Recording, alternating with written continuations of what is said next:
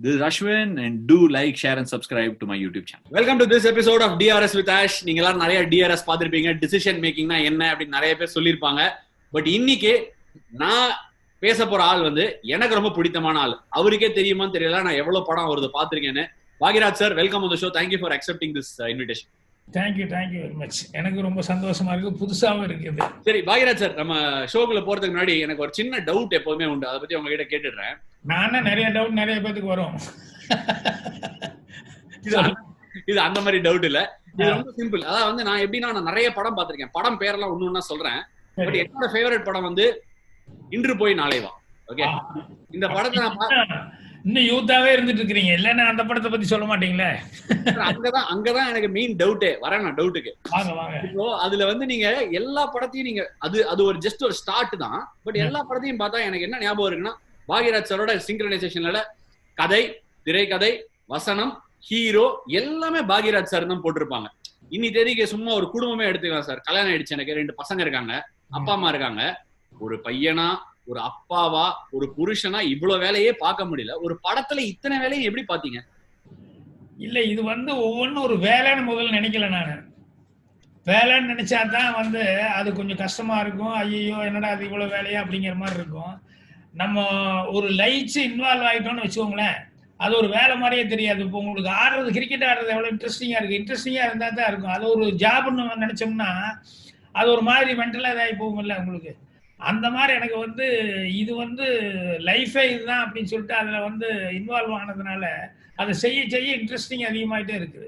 வேற ஒன்றும் இல்லை. நான் போட்டேன், தூண்டில் போட்டேன், நீங்க கரெக்டா வந்திருக்கீங்க. புரிஞ்சிடுச்சு உங்களுக்கு இதெல்லாம் பிடிக்காம, ஒரு பிடிப்பு இல்லாம இதெல்லாம் செய்யவே முடியாது. ஆனா எனக்கு என்ன இதுல டவுட் அப்படின்னா, இன்னைக்கு வந்து ஒருத்தர் வந்து கதை எழுதுறாரு சார். ஓகே, அதுக்கப்புறம் ஒருத்தர் டைரக்ட் பண்றாரு படத்தை. அதை தவிர ப்ரொடியூசர் இருக்காங்க, ஹீரோ வந்து நடிக்கிறாங்க. இவங்க எல்லாருமே தான் நினைச்சா மாதிரி அந்த படம் ஏல இருந்து Z வரைக்கும் போனாதான் அந்த கதாசிரியர் நினைச்சது படமா வெளில வருது. கரெக்டா? எவ்வளவு இடத்துல நீங்களே சொல்லி நான் பார்த்திருக்கேன், ஒரு படத்துக்கு முக்கியமான ஆள் அந்த ரைட்டர் தான் அப்படின்னு. ஓகே, இவ்வளவு விஷயத்தையும் பண்ணும்போது ஒரு ஹீரோவோ இல்ல ஒரு டைரக்டரோ அவங்களே அந்த படத்தை பண்ணா ஹிட் பண்றதுக்கு பெட்டர் சான்ஸ் இருக்கா சார்? அப்போ அவங்க பேசிக்கா ரைட்டரா இருக்கணும், பேசிக்கா ரைட்டர் ஆக்கணும். அந்த கிரியேட்டிவ்ங்கிறது அவங்க கிட்ட இருக்கணும். அதெல்லாம் இருந்ததுன்னா தான் அவங்களால வந்து அதை சக்சஸ்ஃபுல்லா பண்ண முடியும். அப்புறம் ரெண்டாவது, ஒரு ஹீரோவா இருக்கிறவங்க செய்யும் போது அவங்க வந்து டோட்டல் ப்ராடக்ட் அதை ஃபீல் பண்ண முடியும். நம்ம ஹீரோ அப்படிங்கிறத நினைச்சிட்டாங்கன்னா ப்ராடக்ட்ல வந்து அடிவாங்கும். அவரே வந்து நம்ம ஹீரோ இருந்தாலும் நம்ம ரைட்டர் டைரக்டரா என்ன அப்படிங்கிறத வந்து அவர் திங்க் பண்ண ஆரம்பிச்சாருன்னு சொன்னோம்னா, அந்த ஒன் சைடா ஹீரோயிசமா எழுதிட்டு போறதுங்கிறது இருக்குல்ல, அந்த மாதிரி போகாம அது கரெக்டா நமக்கு என்ன சப்ஜெக்டோ அந்த சப்ஜெக்டுக்கு வரும். இல்லைன்னா இங்க நான் என்ன பண்ணேன், இங்க நான் என்ன பண்ணேன், இங்க நான் என்ன பண்ணேன் அப்படின்னு. ஏன்னா அந்த காலத்துல வந்து ரொம்ப தமாஷா சொல்லுவாங்க எல்லாரும். அது எந்த அளவுக்கு உண்மையா என்னன்னு தெரியல, இல்ல சும்மா ஒரு இதுக்காக சொல்றாங்கன்னு தெரியல. சிவாஜி சார்கிட்ட போய் கதை சொல்ல போகும்போது, அண்ணா ஓப்பனிங் நீங்க வந்து கார்ல இருக்கீங்க, இங்க வாயா, என்னையா வந்து நீ கார்ல ஏறுறன்னு சொல்றேன். அண்ணா நீங்க நடந்து வர்றீங்க, உங்க கால் அப்படி ஸ்டெப்ஸ் நடந்து வந்து, அப்புறம் கார்கிட்ட நீங்க வர்றீங்கன்னா உங்க கை அப்படி திறக்குதுண்ணே இந்த டோரை, அப்புறம் நீங்க அப்படியே சீட்ல நீங்க வந்து அப்படி சாஞ்சி அப்படியே எல்லாம் அண்ணன் அண்ணன் அப்படி சொல்லியா அப்படின்னாங்க. இது எனக்கு கேட்கும் போது ரொம்ப காமெடியாது. என்னன்னா, அவரை தவிர்த்து வேற எதுவுமே இல்லை, அவர் தான் அப்படிங்கிற மாதிரி ஆங்கிள் சொல்லணும் அப்படிங்கிற மாதிரி. இது அவர் அப்படி நினைக்கிற மாதிரியே தெரியல எனக்கு. ஏன்னா நான் அவர் கூட பட்ட அனுபவத்துல வந்து அவர் அந்த மாதிரி எல்லாம் எதுவுமே நான் என்ன பண்றேன் அப்படிங்கிற மாதிரி எல்லாம் கேட்கல. பாக்கி கதை என்ன அதை மட்டும் சொல்லுப்பா அப்படின்னு தான் கேட்டார் என்கிட்ட. அதனால சில பேர் வந்து அப்படி சொல்லுவாங்க. அதனால ஹீரோவா நடிக்கும் போது இன்னைக்கு அந்த மாதிரி ஹீரோஸும் இருக்கிறாங்க. இதுல நான் என்ன பண்றேன், இதுல நான் என்ன பண்றேன், எனக்கு என்ன இந்த சீன்ல, எனக்கு என்ன இதுல நான் ஏதாவது நான் தான் ஸ்கோர் பண்ணணும், இதுல என்ன இவன் அவனுக்கு இவ்வளவு டைலாக் இருக்குது, இன்னும் இங்க இவனுக்கு வந்து ஷார்ட் அவன் மேல போகுது, நம்ம சும்மா இருக்கோமே, இதெல்லாம் வந்தது அப்படின்னு சொன்னோம்னா அது அடி வாங்கும். இல்ல கடைசியா வந்து இதை பத்தி உடைச்சு பேசுறதுக்கு ஒருத்தர் கிடைச்சிருக்காரு, அந்த உண்டியில உடைச்சிடலாம். அதான் நீங்க வந்து வெறுமன ஒரு டைரக்டர், ஒரு கதாசிரியர், ஒரு ஹீரோ இந்த மாதிரி எல்லாம் தாண்டி ஒரு கேரக்டர் ரோல் கொடுத்தா கூட அந்த கேரக்டர் ரோல்ல வந்து ஒரு சுமையே தெரியாம அதை ஒரு ஜாலியா எடுத்துன்னு போற ஒரு கேரக்டர் தான் நான் பாக்குறேன். ஒண்ணுமே இல்ல சார், நம்ம ஒரு படத்தை எடுத்துக்கலாம். சின்ன வீடுன்னு ஒரு படம் எடுத்தீங்க. அந்த சின்ன வீடுங்கிற படம் என்ன, அது ஒரு கற்பனை கிடையாது. எல்லார் வாழ்க்கையிலயும் நடக்கிற பொதுவா நடக்கக்கூடிய விஷயத்த வெளில எடுத்து எல்லாருக்கும் போட்டு காமிச்சிங்க. அந்த ஒரு ரோலை கூட நகைச்சுவையா பல கஷ்டங்களை தாண்டி நடிச்சு காட்டுறீங்க. அது எப்படி உங்களால முடியுது? உங்களோட கேரக்டரை படத்துல எடுத்துன்னு வரீங்களா, இல்ல படத்துக்கு ஓகே எல்லாத்தையும் சுமை தாங்கணும் ஒரு மனுஷன் அப்படிங்கறத மக்களுக்கு சொல்றீங்களா? இல்ல அப்படி இல்லை. இது வந்து என்னன்னா ரியாலிட்டி அப்படிங்கிறது, சினிமாங்கிறது உணர்வுபூர்வமா இருக்கணும், ரியாலிட்டி வேணும் அப்படிங்கிறது தான் என்னுடைய மெயின் இது. இது வந்து என் கூட இருக்கிற என்னோட 2 ஃப்ரெண்ட்ஸ் இருப்பாங்க. அவனுங்க வந்து எப்பவுமே வந்து அவங்களுக்குள்ள ஒரு சின்ன குறை இருந்துகிட்டே இருக்கும். என்னன்னா, நான் இங்கிருந்து பாம்பே போகும்போதெல்லாம் அவன் கோயம்புத்தூர்ல இருக்கிறவனுங்க. ஒருத்தன் வந்து மெட்ராஸ்ல எங்கோட இருந்தான், இன்னொருத்தன் கோயம்புத்தூர்ல இருக்கிறவன். இங்கிருந்து பாம்பே போனோம்னா அங்கேயும் இங்கேயும் கடைக்கு போகும்போது நான் பூர்ணிமாக்கு ஏதாவது வாங்கிட்டு வரணும் அப்படின்னு சொல்லும்போது கொஞ்சம் மாடர்னா ஃப்ராக் அது இந்த மாதிரி ஏதாவது ட்ரெஸ் வாங்குவேன். அது வாங்கும்போது இவங்க பார்த்துக்கிட்டே இருப்பாங்க, டே உங்க வீட்லயும் உங்க ஒய்ஃபுக்கு ஏதாவது வேணும். என்ன ஏன் ஒய்ஃபுக்கா? எங்க இங்கேயா? அடாடா அவளும் இந்த அளவு குட்டப்பாவோட வாங்கி போட்டா ஆஹா அப்படின்ட்டு எப்படா இப்படி எல்லாம் உன்னால கேட்க முடிஞ்சது? டே உங்க வயசுக்கு எடுக்கணும்னா அதுக்கு தகுந்த மாதிரி அவங்களுக்கு என்ன பிடிக்குமோ அந்த மாதிரி பார்த்து இது பண்ண அவங்களும் அவங்க சைஸும் அப்படின்னு நான் சொன்னேன். டேய் உங்களுக்கு கல்யாணம் வைக்கிறதுக்கு முன்னால அவங்க சைஸ் எல்லாம் அப்படி கிடையாது, அவங்க ஓரளவுக்கு நார்மல் சைஸ் இருந்தாங்க. ஒரு குழந்தை இழந்தேன்னு வரும்போது இதெல்லாம் கொஞ்சம் வரத்தாச்சு. ஏன்டா அவுட்புட் அதை மட்டுமே நீங்க ஃபீல் பண்றீங்க, மனசு ஆத்மாத்மா இப்படி அதை பார்க்கணும்ல அப்படின்னா, நீ உனக்கு கரெக்டா அமைஞ்சிருச்சுப்பா, உனக்கு ஆர்டிஸ்ட் ஒய்ஃபா கிடைச்சிட்டாங்க, அதனால நீ எங்களுக்கு என்ன வேணா அட்வைஸ் பண்ணுவ, எங்களுக்கு இருக்கிற அங்கலாப்பு எங்களுக்கு தானே தெரியும் அப்படின்னு சொல்லிட்டு இந்த வைஃப் வந்து அவங்களுக்கு அப்படி ஸ்ட்ரக்சரா இல்ல, அப்படி இல்ல, இப்படி இல்லைங்கிறத வந்து ஒரு சின்ன சின்ன ஏதாவது ஒரு விஷயத்துக்கெல்லாம் இப்படி வந்து சொல்லுவானுங்க. அவங்களுக்கு வந்து வைஃப் மேல அஃபெக்ஷன் இல்லாம இல்ல, ஆனால் இது ஒரு பெரிய ஃபீலிங். ஏன்னா ஒரு அட்ராக்ஷன். ஏன்னா நம்ம கூட வந்து இங்க வந்து மெட்ராஸ்ல எல்லாம் சுத்திட்டு இருக்கிறனால இதை பார்த்துட்டு அது ஒரு கம்பேரிசன் பண்ணுவான். இதெல்லாம் இல்லைன்னா அவன் அந்த கம்பேரிசனுக்கே போயிருக்க மாட்டான், ஓகே அப்படிங்கிற மாதிரி இருப்பான். இது வந்து எப்ப பாரு எங்களோட இது சொல்லிக்கிட்டே இருக்கிறதுனால அப்ப நான் சொல்லுவேன், ஏன்னா நம்ம நீ நினைக்கிற ஒவ்வொருத்தரும் வந்து இப்படி ஸ்ட்ரக்சரா இருக்கணும், அப்படி இருக்கணும், பர்சனாலிட்டி இப்படி இருக்கணும்னு நினைக்கிற பொண்ணுங்களும் இதே மாதிரி நம்ம ஒவ்வொருத்தரும் ஒரு ஜெமினி கணேசன் மாதிரி இருக்கணும், ஒரு கமலஹாசன் மாதிரி இருக்கணும் அப்படின்னு நினைச்சா நம்ம எத்தனை பேர் ஜெமினி மாதிரி இருக்கோம், எத்தனை பேர் கமலஹாசன் மாதிரி இருக்கோம் அப்படின்னு சொல்லி கேட்பேன். இல்ல அப்படி இல்லை, அப்படி இல்லடா, அது கிடையாது. இப்ப நம்ம நீ நினைக்கிற இப்படிதான் எனக்கு வந்து அழகா இப்படி இருக்கணும்னு சொல்லிட்டு எனக்கு பத்மினி அம்மா மாதிரி இருக்கணும், இப்படி இருக்கணும், அப்படி இருக்கணும் நீ நினைக்கிற மாதிரி அவங்களும் சரோஜதேவி மாதிரி வேணுங்கிற மாதிரி அவங்க நினைச்சாங்கன்னு சொன்னா நம்ம எத்தனை பேர் அந்த பர்சனாலிட்டி இருக்கிறோம். அதனால அதெல்லாம் மனசுதான் ரொம்ப முக்கியம் அப்படின்னு சொல்லி கேஷுவலா சொல்லிக்கிட்டு இருந்தேன். அப்ப எனக்கே ஸ்ட்ரைக் ஆச்சு, இது கரெக்ட், நல்லாவே இருக்கு நம்ம சொன்னது. அவனுக்கு ஏதோ சொல்ல போனா நியாயம் சொல்ல போனா, ஆனா இதையே ஒரு பாயிண்டா எடுத்துக்கிட்டு நம்ம கதை பண்ணா நல்லா இருக்குமே. ஸோ அவனுக்கு விருப்பம் இல்லாம அவனுக்கு வந்து வீட்டில் சொல்லி அவன் நினைக்கிறது அவன் ரசனை ஃப்ரெண்ட்ஸுங்களுக்கு இருக்கிற ரசனை மாதிரி இப்படி இருக்கணும், இப்படி இந்த சைஸ் எல்லாம் சொல்லுவாங்க இல்லையா, அந்த மாதிரி சைஸ்ல எல்லாம் வேணும்னு நினைச்சுக்கிட்டு ஆசைப்பட்டுட்டு இருந்தவனுக்கு இப்படி ஒரு கம்பல் பண்ணி அவனை கட்டி வச்சா அவன் என்ன ஆகும் அப்படிங்கிற மாதிரி திங்க் பண்ணிட்டு அதைத்தான் வந்து ஒரு இதா வச்சு ஸ்கெல்டனா வச்சுக்கிட்டு நான் ஒர்க் பண்ண ஆரம்பிச்சேன், ஸ்கிரீன் பிளே பண்ண ஆரம்பிச்சேன். இது எனக்கு நீங்க கரெக்டா எடுத்துட்டு போய் நீங்களே கொஸ்டின் கொடுத்துட்டீங்க. இப்போ ஒரு ரைட்டர், அதான் நான் நிறைய பேர்ட்ட ஒரு ரெண்டு மூணு பீப்புள் இன்வால்வ் இன் சினிமாட்ட இதே ஷோலயே கேட்டிருக்கேன். அதுல வந்து வேறப்படையான ரிப்ளைஸ் எல்லாம் வந்திருக்கு எனக்கு. அதான் வந்து ஒரு நான் கேட்டிருக்கேன், சினிமான்னு நீங்க ஒரு படம் எடுக்கிறீங்க, ஒரு நீங்களே சொன்னீங்க ஹீரோயிசம் அப்படின்னு, ஹீரோயிசம் ப்ரொஜெக்ட் பண்றீங்க, ஹீரோவை முன்னு நிறுத்துறீங்க, அண்ட் நிறைய அதுல நடக்கக்கூடாத விஷயங்கள்லாம் நிறைய காட்டுறீங்களே சினிமால. அது வந்து நம்மளோட யூத்துக்கு இல்ல நம்மளோட அடுத்த ஜெனரேஷனுக்கு அது ஒரு பாதகமா அமையுங்கிறது ஒர்க் ஆகுமா ஆகாதான்னு கேட்டபோது பதில் என்ன எப்படி வருதுன்னா, சார் எங்களை பொறுத்த வரைக்கும் சினிமாங்கிறது ஒரு ப்ரொஃபஷன் சார், அது வந்து ஆடியன்ஸ் கை தட்டுறானா அதுதான் எனக்கு மார்க் அப்படின்னு நிறைய பேர் சொல்றாங்க. நீங்க ஆனா இப்ப ரைட்டர் எத்திக்ஸை பத்தி பேசுறீங்க, அதான் இதெல்லாம் காட்டலாமாடா, இதெல்லாம் காட்டக்கூடாதுடா, ஸ்கிரீன் ஸ்பேஸ்னா அதுக்கு ஒரு மரியாதை இருக்கு, அதுக்கு ஒரு ரெஸ்பான்சிபிலிட்டி இருக்குன்னு சொல்றீங்க. அதனுடைய இன்டென்ஷன் என்னவா இருக்குன்னா அதை நோக்கி அவன் போகக்கூடாது அப்படிங்கிற மாதிரி நீ காட்டு, அதுதான் ரொம்ப முக்கியமா ஒழிய அது அட்ராக்ட் ஆகி அதுக்குள்ள அவன் போகணும் அப்படிங்கிற டெம்ப்ட் பண்ற மாதிரி அப்படி பண்ணக்கூடாது. அதுதான் நமக்கு இருக்கிற ஒரு எழுத்தாளன், ஒரு யாரா இருந்தாலும் சினிமா ரைட்டரா இருந்தாலும் சரி, எழுதுறவனா இருந்தாலும் சரி, யாரா இருந்தாலும் அவனுக்கு ஒரு எத்திக்ஸ்னு ஒன்று இருக்கிறது வந்து சொசைட்டி மேல அங்க ஒரு விழிப்புணர்வு வரணும். சொசைட்டி இதனால வந்து ஒரு இது சொல்லுவாங்க இல்லையா, 1000 பேர் குற்றவாளிகள் தப்பிச்சிடலாம் ஒரு நிரபராதி கூட சொல்லுவாங்க இல்லையா, அது மாதிரி வந்து நம்ம எழுதுறதுல வந்து நீ 1000 பேர்த்த வந்து பண்படுத்த வேண்டாம், ஒன்றும் பத்திரிவே வேண்டாம், அவனை வந்து பிரமாம விழிப்புணர்வு உண்டாகணும். ஒருத்தனை கூட தப்பான ரூட்ல டிரைவ் பண்ணாத, அதை நீ கேர்ஃபுல்லா பார்த்துக்கோ. நீ என்ன மெசேஜ் சொல்றியோ, என்ன பிலாசபி சொல்றியோ அதெல்லாம் ஒண்ணுமே வேண்டாம். ஆனா ராங் ரூட்ல டிரைவ் பண்ற மாதிரி ஒருத்தன் கூட அந்த டைரக்ஷன்ல போயிற மாதிரி இந்த மாதிரி சொன்னா ஜெனரேஷன் கேப்னு சொல்லிட மாட்டாங்க சார்? எதுங்க இது வந்து எல்லா ஜெனரேஷன்லயும் இதை லைக் பண்ணுவாங்க. எப்படி பார்த்தாலும் இது வந்து இருந்துகிட்டே தான் இருந்துட்டு இருக்கு. இப்போ நீங்க என்ன அட்ராக்ஷனா இன்னைக்கு என்ன மாறுதல் வந்தாலும் கூட எந்த படம் எடுத்து நீங்க உதாரணம் சொல்லுங்க, அதுல என்ன சொல்றான் அப்படிங்கறது நான் சொல்றேன். ஏன் சார் இப்போ முன்னாடி எல்லாம் கிடையாது இது. இப்ப படத்துல பாத்தீங்கன்னா நல்லா வந்து ஒரு குடிக்கிற சீனே வச்சிடறாங்க, கீழே liquor drinking is injurious to ஹெல்த்னு ஒரு லோகோவும் போடுறாங்க. அதுவும் ஒரு மாரல் ரெஸ்பான்சிபிலிட்டியை சார்ந்தது தான் நீங்க சொல்ற மாதிரி. இது இயலாமை, கவர்மெண்ட் வந்து இது இயலாமை. நீ ஒண்ணு வேண்டான்னு சொன்னா வேண்டான்னு சொல்லிட்டு போக வேண்டியதானே. அது வந்து இதே பண்ண வேண்டாம், மேன் பேஜ் பண்ண வேண்டாம், அது விற்க வேண்டாம், அதை பண்ண வேண்டாம். சும்மா இதை மட்டும் ஒரு பேருக்கு போட்டுட்டு நீ இது வந்து குடிக்க வேண்டாம் அதனால திருந்திட போறானா. இப்ப கொரோனா பீரியட்ல கூட எனக்கு என்ன அப்படின்னு சொல்லி சொன்னா இது கொண்டு வர்றதுங்கிறது இது இல்ல. இப்ப இதுக்கு வந்து வேலையே இல்லை நிறைய பேர்த்துக்கு இல்லைங்களா. வேலை இல்லாம அவஸ்தப்பட்டு இருக்கான். நீ ஊரடங்குன்னு சொல்லிட்ட, 25 பேர் வேலை பார்த்தா போதும், 50 பேர்னா அப்ப ரோட்ல காசு இல்லாமனா இது ஓபன் பண்ணி வச்சிருந்தா இது காசுக்கு என்னடா பண்றதுங்கும் போது அவன் மைண்ட் எப்படி வேணா போகும் இல்லையா. சோ இத நீ பண்ற வருமானம் வருது அப்படின்னு சொல்லும் போது பிரிகாஷனா என்ன மத்ததெல்லாம் வேலைக்கு அவனுக்கு வாய்ப்புகள் உண்டாக்குறியா. சோ இது வந்து மனசாட்சி சம்பந்தப்பட்ட விஷயம் இல்லையா சார். ஒரு ரைட்டர் அப்படின்னு வந்துட்டானா அவன் இதுல சுத்தி இருக்கிற ஃபேசினேஷன் இல்லாம ரெஸ்பான்சிபிலிட்டியை பார்க்கணுங்கிற ஒரு ரைட்டர் எத்திக்ஸ், அது ரிட்டன் ரைட்டர் எத்திக்ஸா இல்ல அது ஒவ்வொருத்தரோட மனசாட்சியை பொறுத்ததா? இல்லைங்க, ஒரு ரைட்டர்னாலே உன்னுடைய பொறுப்பு அப்படிங்கிறது ஒண்ணு இருக்குது. நீ ரைட்டர்னு எதுக்கு எழுதுற, நீ எழுதுறதுல வந்து விழிப்புணர்வு வரணும் சொசைட்டி அப்படிங்கறத. இண்டிவிஜுவலா நீ இஷ்டத்துக்கு தப்பு பண்ணேன்னா யாரும் கேட்க போறான். நீ 10 பேருக்கு இப்ப நானே சினிமா வந்து ஒண்ணு காமிக்கிறேன் அப்படின்னு சொன்னோம்னா விமர்சனத்தை நான் தாங்கிக்கிற மாதிரி இருக்கேன். நான் தானே வந்து போஸ்ட் ஒட்டி இது இப்படி அது இப்படி நல்லா சொல்றேன். இப்ப எனக்கு ஃபர்ஸ்ட் கேட்க வேண்டிய கேள்வி சார், இந்த ருத்ரா படம் ஓகே, எனக்கு வந்து ருத்ரா படம் எப்படின்னா எவ்வளவுக்கு எவ்வளவு இந்த டைம்ல ஒரு ரஜினி படம், கமல் படம், இல்ல ஒரு ஃபார் தட் மேட்டர் வந்து ஒரு இப்போ இன்னைக்கு தேதிக்கு இருக்கிற விஜய் படம், அஜித் படம் மாதிரி இருக்க மாதிரியே இந்த படத்தை நான் 100 வாட்டிக்கு மேல பாத்திருக்கேன்.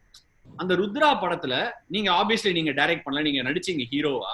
பட் அந்த ஒரு கற்பனை சார், ஒரு ஜோக்கரா ஒரு பேங்க்குள்ள போயிட்டு நீங்க கொள்ளையடிப்பீங்க, உங்க ஸ்டைல கொண்டு வரீங்க. அந்த சீனை உங்ககிட்ட சொல்லும் போது அப்ப நீங்க எப்படி ஃபீல் பண்ணீங்க? ஏன்னா இப்ப நீங்க இந்த ரைட்டர் பேலன்ஸ் சொல்லும் போது ஏன்டா நாளைக்கு ஜோக்கரா யாராவது போய் பேங்கை திருடுவாங்கன்னு யோசிச்சீங்களா? அது எங்கேயாவது கிராஸ் ஆச்சா? சார் இது வந்து என்னன்னா, இது நான் ஏற்கனவே பல இன்டர்வியூல சொல்லிக்கிறேன். நிறைய பேர் அது வந்து நான் சொன்னது நிறைய பேருக்கு போய் ரீச் ஆகல. என்னன்னா இது வந்து என்னுடைய கற்பனை அல்ல. நான் சொல்றது புரியுதுங்களா. அந்த படம் வந்து ஆல்ரெடி அவன் வந்து நிக்கிட்டான ஒரு படத்தை வந்து எடுக்கலான்னு சொல்லி எடுத்து 5000 அடி எடுத்துட்டு பிசினஸ் ஆகல. ஏன்னா அது ஹீரோயின் ஓரியன்டு. ஸோ யாராவது ஒரு ஹீரோ இருந்தால் தான் அதை வந்து நாங்கள் பண்ணுவோம் அப்படின்னு சொல்லி டிஸ்ட்ரிபியூட்டர் வாங்க மாட்டேன்னு சொன்னப்போ 5000 அடி ஹீரோவே இல்லாமல் எடுத்துட்டாங்க போது எந்த ஹீரோ கிட்ட போனாலும் அவன் நான் நடிக்க மாட்டேன் அப்படின்ட்டான். ஏன்னா 5000 அடி நான் இல்லாமல் எடுத்திருக்காங்க போது அப்போ இனிமேல் எனக்கு என்ன வந்துட போகுது, அதனால இதில் நான் நடிக்க மாட்டேன் அப்படின்ட்டான். அப்போ டிஸ்ட்ரிபியூட்டர் என்னன்னா, நான் கொஞ்சம் நல்லா பீக்ல இருந்ததுனால சார் கெஸ்ட் அப்பியரன்ஸ் பண்ணால் நாங்கள் வாங்கிக்கிறோம், அவரை போய் கேளுங்க அப்படின்னாங்க. அப்போ வந்த ஆள் வந்து யாருன்னா எம்ஜிஆர் அவருடைய மன்றம் இருக்கு இல்லையா, ரசிகர் மன்றம், அதுல வந்து செக்ரட்டரியா இருந்தாலும் ரொம்ப வருஷமா செக்ரட்டரியா இருந்தாலும் போஸ்ட் ஆபீஸ் விஸ்வநாதன். அவரு பாவம் ஏழப்பட்ட ஆள் தான். ஏதோ சின்ன சின்னதா சிறு சிறு சேர்த்து வச்சது ஒரு 10-15 லட்சத்துக்கு கொண்டு போய் இதில் விட்டாரு. போட்டு 5000 அடி எடுத்ததுக்கு அப்புறம் இப்போ ஃபைனான்ஸ் இல்லாமல் நிக்குது. இப்போ அவர் வந்து தெரியாம இப்படி இறங்கிட்டேன், இப்படி என்ன பண்றதுன்னு தெரியல. ஆனா நீங்க நடிச்சா வந்து ஃபைனான்ஸ் பண்றதுக்கு ஆள் ரெடியா இருக்காரு, டிஸ்ட்ரிபியூட்டர் வாங்கிக்கிறாங்க. பாருங்க ஃபைனான்சியர் கூப்பிட்டு வந்தேன்னா ஒரு ஆள் வந்து அப்படி உட்காந்துருக்காரு, அந்தகோபால் செட்டியாரு கையோடய கூப்பிட்டு வந்திருக்காரு. அப்புறம் சரிங்க நான் கேட்டு நான் நடிச்சு கொடுக்குறேன், என்ன பண்ணிருக்கீங்க 5000 அடி, அதுல எவ்வளவு யூஸ் பண்ண முடியும் என்னன்னு பார்க்கலாம். அப்புறம் அவங்க கூப்பிட்டு அந்த டைரக்டர் கூப்பிட்டு என்னையா பண்ணிருக்கீங்க, என்ன 5000 அடி எடுத்திருக்கீங்கன்னா, அப்புறம் நாங்கள் நிக்கிட்டான்னு ஒரு இங்கிலீஷ் படம், அந்த இங்கிலீஷ் படத்தை பார்த்து அதே மாதிரி பண்ணலான்னு நாங்கள் ட்ரை பண்ணோம். நான் சொன்னேன் இதை விட தப்பு வேற ஒன்றும் கிடையாது, அந்த மாதிரி படமெல்லாம் நம்ம எடுக்கலானே முயற்சி பண்ணக்கூடாது. ஏன்னா அந்த கிரேட்ல அவன் எடுத்திருக்கான். அதுல நடிச்ச அந்த பொண்ணு ஒரிஜினலாவே ஆக்ஷன் சீக்வன்ஸ் அதெல்லாம் பிரமாதமா பண்ணிருக்கா. அதனால சில படங்களை பார்க்கும்போது இதை ரீமேக் பண்ணா சரியா வருமா அப்படிங்கிற தாட் வந்துடும். அதனால அதை வந்து தெரியாம எடுத்துட்டீங்க, சரி பரவாயில்ல எவ்வளவு எடுத்துட்டீங்க, 4000 அடி 5000 அடி, என்ன கேரக்டர்னா அவளை கௌதமி வந்து தப்பே பண்ணல, நான் தப்பு பண்ணான்னு பிடிச்சிடுறாங்க. ஆனா இவ வந்து இன்ஸ்பெக்டர் அப்படின்னு சொல்லி சொன்னாங்க. ஸோ நான் நடுவில் வந்து என்னவா வந்தா இதுக்குள்ள நுழைஞ்சா நல்லா இருக்கும் அப்படின்னு சொல்லும்போது, நான் ஒரு திருடன், இங்கே ஒரு போலீஸ் இருக்காங்க, ஒரு தப்பு பண்ணா நிரபாதி, ஒரு திருடன் இருந்தா எனக்கு லட்சுமிக்கு எப்பவுமே சண்டை வந்துகிட்டே இருக்கும், அப்படி இருந்தா நல்லா இருக்குமே அப்படின்னு சொல்லிட்டு திருடனா உள்ள வரலாம் அப்படின்னு சொல்லும்போது, அப்போ அது அப்பதான் சொல்றேன், சொல்லி திருடனுக்கு சீன் வேணுமே அப்படின்ட்டு நீங்க என்ன நான் உங்க கதையே திங்க் பண்ணல, உங்க சீனே திங்க் பண்ணல, அதனால உங்ககிட்ட வந்தனால எதுவுமே திங்க் பண்ணலன்னா நான் வேற ஒரு 15-20 நாள்ல 25 நாள்ல ஃபாரின் போறதுக்கு உள்ட்டு திருப்பி போறதுக்காக ஃபேமிலியோட எல்லாத்துக்கும் டிக்கெட் எல்லாம் புக் பண்ணி எல்லாமே பண்ணி வச்சிருக்கேன். அப்புறம் இப்ப என்னன்னா இந்த 20 நாள் 25 நாள்ல நம்ம முடிச்சே ஆகணும் அப்படின்னு சொல்றதுனால வேற வழி இல்லாம சரி திருடனா என்ன பண்ணலாம், இன்ட்ரடக்ஷனுக்கு என்னடா பண்றது அப்படின்னு சொல்லும்போது எப்பவோ ஒரு பார்த்த படம் எனக்கு. அதுல வந்து யாரும் பெரிய ஆர்டிஸ்டும் கிடையாது, ஒன்றும் கிடையாது. அதுவும் இந்த இதுல பார்த்துருப்பேன் நினைக்கிறேன், இந்த சிடி இதெல்லாம் வர்றதுக்கு முன்னால VHS அந்த இது இருக்கு இல்லையா, டேப்பு. ஆமாமா. அப்ப ஏதோ பார்த்த மாதிரி எனக்கு ஒரு படம். எனக்கு எப்பவுமே பார்த்தா அட்ராக்ஷனா ஏதாவது இருந்தது அப்படின்னு சொன்னா எந்த படமா இருந்தாலும் பரவாயில்ல, இல்லை ஏதாவது ஒரு நல்லா இல்லாமையா இருக்கும், நைட்ல தூக்கம் வர வரைக்கும் பார்ப்பேன் அப்படின்னு பார்த்து. ஸோ இந்த படம் பார்க்கும்போது ஃபுல் பிக்சர் அது எப்படி ஒருத்தர் வர்றாங்க, வந்து எத்தனை பேர் சேர்ந்து எப்படி இது மாதிரி போனாங்க, அதுல திருடிட்டு எப்படி வெளியே வந்தாங்க, அப்புறம் வெளியே வந்ததுக்கு அப்புறம் போலீஸ்க்கு எப்படி தெரிஞ்சது, அவன் இன்னும் வெளியே போய் வெளியே இருந்து பப்ளிக்ல இருந்து போன் பண்ணிட்டே இருப்பான், இன்னும் அது வரல, ஏன் இது லேட் ஆச்சு, அது லேட் ஆச்சு, இது லேட் ஆச்சு, அவன் போன் பண்ணிட்டே இருப்பான். இவனுக்கு பேங்க்கிட்டே நின்று இவனுக்கு போலீஸ் ஆஃபீஸருங்க யோ வரியா வந்தாச்சு, இது இங்க வந்தாச்சு அங்க வந்தாச்சு நீ பாக்கலையா, இல்ல அதுல அது சரியில்லை, இதை பாரு இதை பாருன்னு சொல்லிக்கிட்டே இருப்பான். ஸோ இப்போ திடீர்னு ஒரு ஆள் வந்து நடுவில் அந்த ஒரு போலீஸ் ஆஃபீஸர் இன்டெலிஜென்ட்டாக இருக்கவன் அதை ரீவைண்ட் பண்ணி போடு, அவன் பேசுனது அப்படிமா, முதல்ல பேசுனது ஒன்று போடு அப்படிமா. முதல்ல பேசுனது இந்த மாதிரி ஒரு ஏசி ரூம்ல பேங்க் உள்ள உட்காந்து பேசியிருப்பான், அதுல அவுட் சைட் நாய்ஸே இருக்காது. இப்ப பேசுனது ஏதோ இது மாதிரி கேட்ட உடனே என்ன எக்கோ ஆகுது, அது சம்டைம்ஸ் ஜூம் ஆகும் சார். ஜூம் அப்படிதான். ஸோ அவனுக்கு ஷாக் ஆகி இல்ல இல்ல இது வெளியே எங்கேயோ இருந்து பேசுறானுங்க அப்படின்னு சொல்லும்போது அப்பதான் திங்க் பண்ணுவான், ஆஹா சில பேர் ஹோஸ்டேஜ் பிடிச்சவங்களை எல்லாம் விட்டுரு அப்படின்னு சொல்லி சொன்னா அவன் வந்து விட்டான். இந்த ராஸ்களுக்கு இதுலதான் தப்பிச்சு போயிட்டு கடைசியில வந்து இவனுக்கு வெளியிருந்து நம்மளை மெயின்டைன் பண்ணிட்டு இருக்கானுங்க அவன் செட்டில் ஆகிறதுக்கு அப்படின்ட்டு உடனே பேங்க் உள்ள அடிச்சு உடச்சு போய் உள்ள போய் பார்த்தா அந்த ஹோஸ்டேஜா சிக்கனவன் மட்டும் உள்ள அப்படியே உட்காந்துட்டு பாப்பா. அவங்க வீட்டு கேட்பா எத்தனை பேருன்னா 4 பேர் 5 பேரோ அப்படிம்பாங்க. அப்ப 4 பேர் தான் அப்படிங்கிற மாதிரி அவங்க சொன்ன உடனே உடனே போலீஸ்காரனுக்கு ஒரு சின்ன இது கிடைச்சா போதுமே. அப்புறம் உடனே அவன் அங்க தேடி இங்க தேடி எல்லா ஹோட்டல்ல அது இங்க எல்லாம் போய் பார்த்தா ஒரு 3 பேர்த்த பிடிச்சிருவான். செகண்ட் ஹாஃப் பூரா அந்த சேசிங் தான், அவனை போய் எப்படி பிடிக்கிறது இவனை போய் எப்படி பிடிக்கிறதுன்ட்டு ஒவ்வொருத்தரையா பிடிக்க கடைசியால போகும்போது அந்த கிளைமேக்ஸ் ரொம்ப டச்சிங்கா இருந்தது. என்னன்னா அவனும் ஏர்போர்ட்டுக்கு போய் ஃபிளைட் ஏறிட்டான். ஃபிளைட் ஏறினதுக்கு அப்புறம் இவன் இந்த ஃபிளைட் தான் ஏறுறான் அப்படிங்கிறது தெரிஞ்ச உடனே போலீஸ் அங்க வந்துருவாங்க. ரன்வேல இருந்து ஃபிளைட் ரன்வேக்கு வந்துடும், அங்க பார்க்கிங்ல இருந்து ரன்வேக்கு வந்துடும். இப்போ டேக் ஆஃப் எடுக்கும்போது திடீர்னு போன் வரும். இப்ப இந்த ஹீரோ தைரியமா உட்காந்துருப்பான், என்னன்னா தப்பிச்சிட்டோம், நம்ம அந்த ஊர்ல எல்லாம் வேற மாகாணத்துக்கு போயிட்டோம்னா இப்பெல்லாம் அங்க அரெஸ்ட் பண்றது அது இதுங்கிறதுலாம் கஷ்டம். அவன் இடம் விட்டு இடம் போயாச்சுன்னா அது அவ்வளவுதான், நீ வேற நான் வேறங்கிற மாதிரி அந்த ரூல்ஸ் அந்த மாதிரி இருக்கு. ஸோ இவன் ஜாலியா டேக் ஆஃப் வரைக்கும் வந்தாச்சு. இப்போ டேக் ஆஃப் எடுக்க போதுங்கும் போது இப்போ ஹோஸ்டேஜ் இந்த இவன் வந்து ஏர் ஹோஸ்டஸ் ஃபோன் பண்ணிட்டு சாரி அப்படின்னு சொல்லிட்டு கொஞ்சம் டிலே ஆகுது அப்படின்னு சொல்லுவா. இவன் என்ன இதுன்னு சொல்லி கேட்கும்போது அவன் சொல்லுவா, யாரோ ஒரு கல்பிரேட் உள்ள ஒரு திருடன் இருக்கானா, அதனால போலீஸ் ஸ்டாப் பண்ண சொல்லிட்டாங்க, அவங்க வந்துட்டு இருக்காங்க போலீஸ்ல. இவன் திரும்பி பார்த்தா ஜீப்ல வந்துட்டு இருப்பான். போச்சுடா, இவ்வளவு கஷ்டப்பட்டு இவ்வளவு பிரிண்ட் இவ்வளவும் அடிச்சு இப்போ ஃபிளைட் டேக் ஆஃப்ல வந்து பிடிச்சிட்டானேன்னு அப்படியே பயங்கர அப்செட் ஆகிருக்கும்போது நமக்கே அவன் மேல ஒரு சிம்பத்தி வந்துடும். இவ்வளவெல்லாம் புத்திசாலித்தனம் பண்ணவன் கடைசியில் இப்படி மாட்டேன். அவனுக்கு டோரை வந்து திறப்பானுங்க, திறந்து அந்த டோர் இந்த டோர் 2 பக்கம் திறந்து 2 பக்கம் ஆளுங்க, அதுல 2 பேர் இதுல 2 பேர் உள்ள நுழைவானுங்க. உள்ள நுழைஞ்சுன்னு சரி நம்ம மாட்டிட்டு வேற என்ன பண்றது, சரண்டர் ஆகலாம் அப்படின்னு இவன் நினைக்கும் போது இவனுக்கு முன்னால சீட்லயோ பின்னால சீட்ல ஒருத்தர் எந்திரிச்சு ஓடுவான், டக்கு டக்கு டக்கு டக்குன்னு ஓடுவான். கேட்சியும் எல்லாரும் அவனை துரத்துவானுங்க. அவன் இறங்கி அது உள்ள ஸ்டெப்ஸ்ல வந்து தள்ளிட்டு ஓடி ஜம்ப் பண்ணி ரன்வேல ஓட ஆரம்பிச்சுன்னு இவங்க உடனே அவனை சேஸ் பண்ணி போய் அவனை பிடிச்சிடுவாங்க. பிடிச்ச உடனே அவனை போட்டு அமுக்கி விலங்கெல்லாம் மாட்டுவாங்க. அப்போ இந்த ஏர் ஹோஸ்டஸ் டிலே ஆயிட்டுன்னு சொன்னால டேக் ஆஃப் ஓகே காட் அப்படிங்கிற மாதிரி சொல்லிடுறாங்க. உடனே ஃபிளைட் மூவ் பண்ணிடுறாங்க. இப்போ அவனை பிடிச்சிக்கிட்டு ரஸ்கில் எவ்வளவு கெட்டியா இருக்கணும் நீ பண்ணிக்கிறேன், எங்கடா அப்படின்னு சொல்லி கேட்டா இதை கொடுத்துட்றான், வீடு இதுக்காக பெரிய பிரச்சனை பண்ணாருன்னு ஜோப்ல இருந்து எடுத்து அவன் ஏதோ ஒரு செயின் மாதிரி என்ன செயின் காமிக்கிறான், இதுதான் நான் திருநேன் அப்படின்னு. நான் வந்து பேங்க் ராபரி கேட்டு பேங்க நான் எங்க பேங்க் நான் செயின்லாம் என்ன எதுக்கடா இறங்கி ஓடியாருந்தானே. ஆமா உள்ள வந்தேன் திருட இருக்கான்னு சொல்லி சொன்னோன்னே சரி பிடிச்சிருவீங்க தப்பிச்சு ஓடிடலான்னு சொல்லிட்டு இறங்கி ஓடினேன், ஆனா அமுக்கிட்டீங்களா அப்படின்னா. இல்ல அப்ப அவன் ஒரிஜினல் அப்ப அதுல எல்லாம் அப்படின்னு திரும்பி பார்க்கும்போது ஃபிளைட் போயிட்டு இருக்கும். அப்படியே ஷாக்ல பார்ப்பான். அப்போ ஒருத்தர் வந்து இந்த லெட்டர் உங்ககிட்ட கொடுத்தாரு, யாருன்னா ஃபிளைட்ல ஒருத்தர் போனாரு அவர் கொடுத்தாரு அப்படின்னு சொல்லும்போது அவன் லெட்டர் எழுதியிருப்பான். என்ன 2 லைன் எழுதியிருப்பான், ரியலி அப்ரிசியேட் பண்றேன், இவ்வளவு தூரம் கடைசியில கண்டுபிடிச்சிட்டீங்க, பட் பேட் லக்கு அப்படின்னு சொல்லிட்டு ஓகே சி யூ பை அப்படின்னு சொல்லி எழுதியிருப்பான். அப்படியே பார்ப்பான் ஃபிளைட் போயிட்டே இருக்கும்னு சொல்லிட்டு அதோட சேர்த்து கம்போஸ் பண்ணி அந்த கேரக்டர் உள் வாங்கி நடிச்சிருக்கேன் தெரியுது சார். ஆக்சுவலா நான் அந்த ஜோக்கர் அப்படி பலூனை விடுவான், சாந்தனு கேட்டா சொல்லுவாருன்னு நினைக்கிறேன், WWFல அப்போ ஒரு கேரக்டர் வரும், டிங்க் த டாயிங்க் அப்படின்னு. அது ஒரு ஜோக்கர் மாதிரி போட்டுதான் வந்து சண்டையே போடுவாரு. எனக்கு அந்த கேரக்டர் ஞாபகம் வந்தது. இப்போ இன்னும் ஒரே ஒரு சின்ன இது, நீங்க பின்னாடி அவர் எம்ஜிஆர் அவர்களோட ஒரு போட்டோ போட்டிருக்கீங்க. அந்த மாதிரி நிறைய போட்டோஸ் இருக்கு ரூம்ல பாக்குறேன். எனக்கு இதை பார்க்கும்போது ராசுகுட்டி படம் ஞாபகம் வருது. இல்ல ராசுகுட்டி போட்டோ இந்த போட்டோக்கு சம்பந்தம் இல்ல. ராசுகுட்டியில வந்து என்னன்னா, அது வந்து ஒரு சினிமா அட்மிரேஷன்ல நிறைய பேர் வந்து வில்லேஜுகள்ல அந்த மாதிரி எல்லாம் இருக்கிறாங்க, கேரக்டர்ஸ் இருக்காங்க. எங்க சினிமாவில் நடிக்கணும்னு ஆசையில வந்து நிறைய பேர் வந்து அந்த மாதிரி ஒரு சிகரெட் குடிக்கிற மாதிரி அப்படி பராசக்தி போஸ், இன்னும் எம்ஜிஆர் போஸ், இந்த போஸ் அந்த போஸ் நிறைய எடுத்துட்டு வீட்டில் அவன் வர முடியுமா இல்லையா அதை மாற்றி பார்த்துட்டோம்னா அவனுக்கு ஒரு ஆத்ம திருப்தி. ஓகே, நம்ம சிவாஜி மாதிரி போஸ்ட் கொடுத்துருக்கோம், நம்ம இவரு மாதிரி போஸ்ட் கொடுத்துருக்கோம் அப்படின்னு சொல்லிட்டு அந்த மாதிரி. அதுதான் ராசுகுட்டியில் அப்படி ஒரு கேரக்டரைசேஷன். அவன் படிக்கல, அவனுக்கு வக்கீல் ட்ரெஸ் போடணும்னு ஆசை, போலீஸ் ட்ரெஸ் போடணும்னு ஆசை, பைலட் ட்ரெஸ் போடணும்னு ஆசை. அதனால இப்படியெல்லாம் அந்த ட்ரெஸ் எங்கெங்கெல்லாம் பார்க்கறானோ போட்டோவை பார்த்தாரா உடனே அந்த மாதிரி ஒன்று தைச்சு உடனே ஒரு போட்டோ எடுத்து மாட்டிக்குவான்னு ஓப்பனிங் சீன் அதை வச்சிருந்தேன். இல்ல, வாழ்க்கையோட யதார்த்தத்தை நீங்க படமா எடுத்ததுனால அதனால அதை கேட்கணும்னு தோணிச்சு. ரொம்ப நகைச்சுவையா போயிட்டு இருந்தது சார். எனக்கு நான் நிறைய தடவை போயிட்டேன் இந்த இன்று போய் நாளை வா கொஸ்டினுக்கு.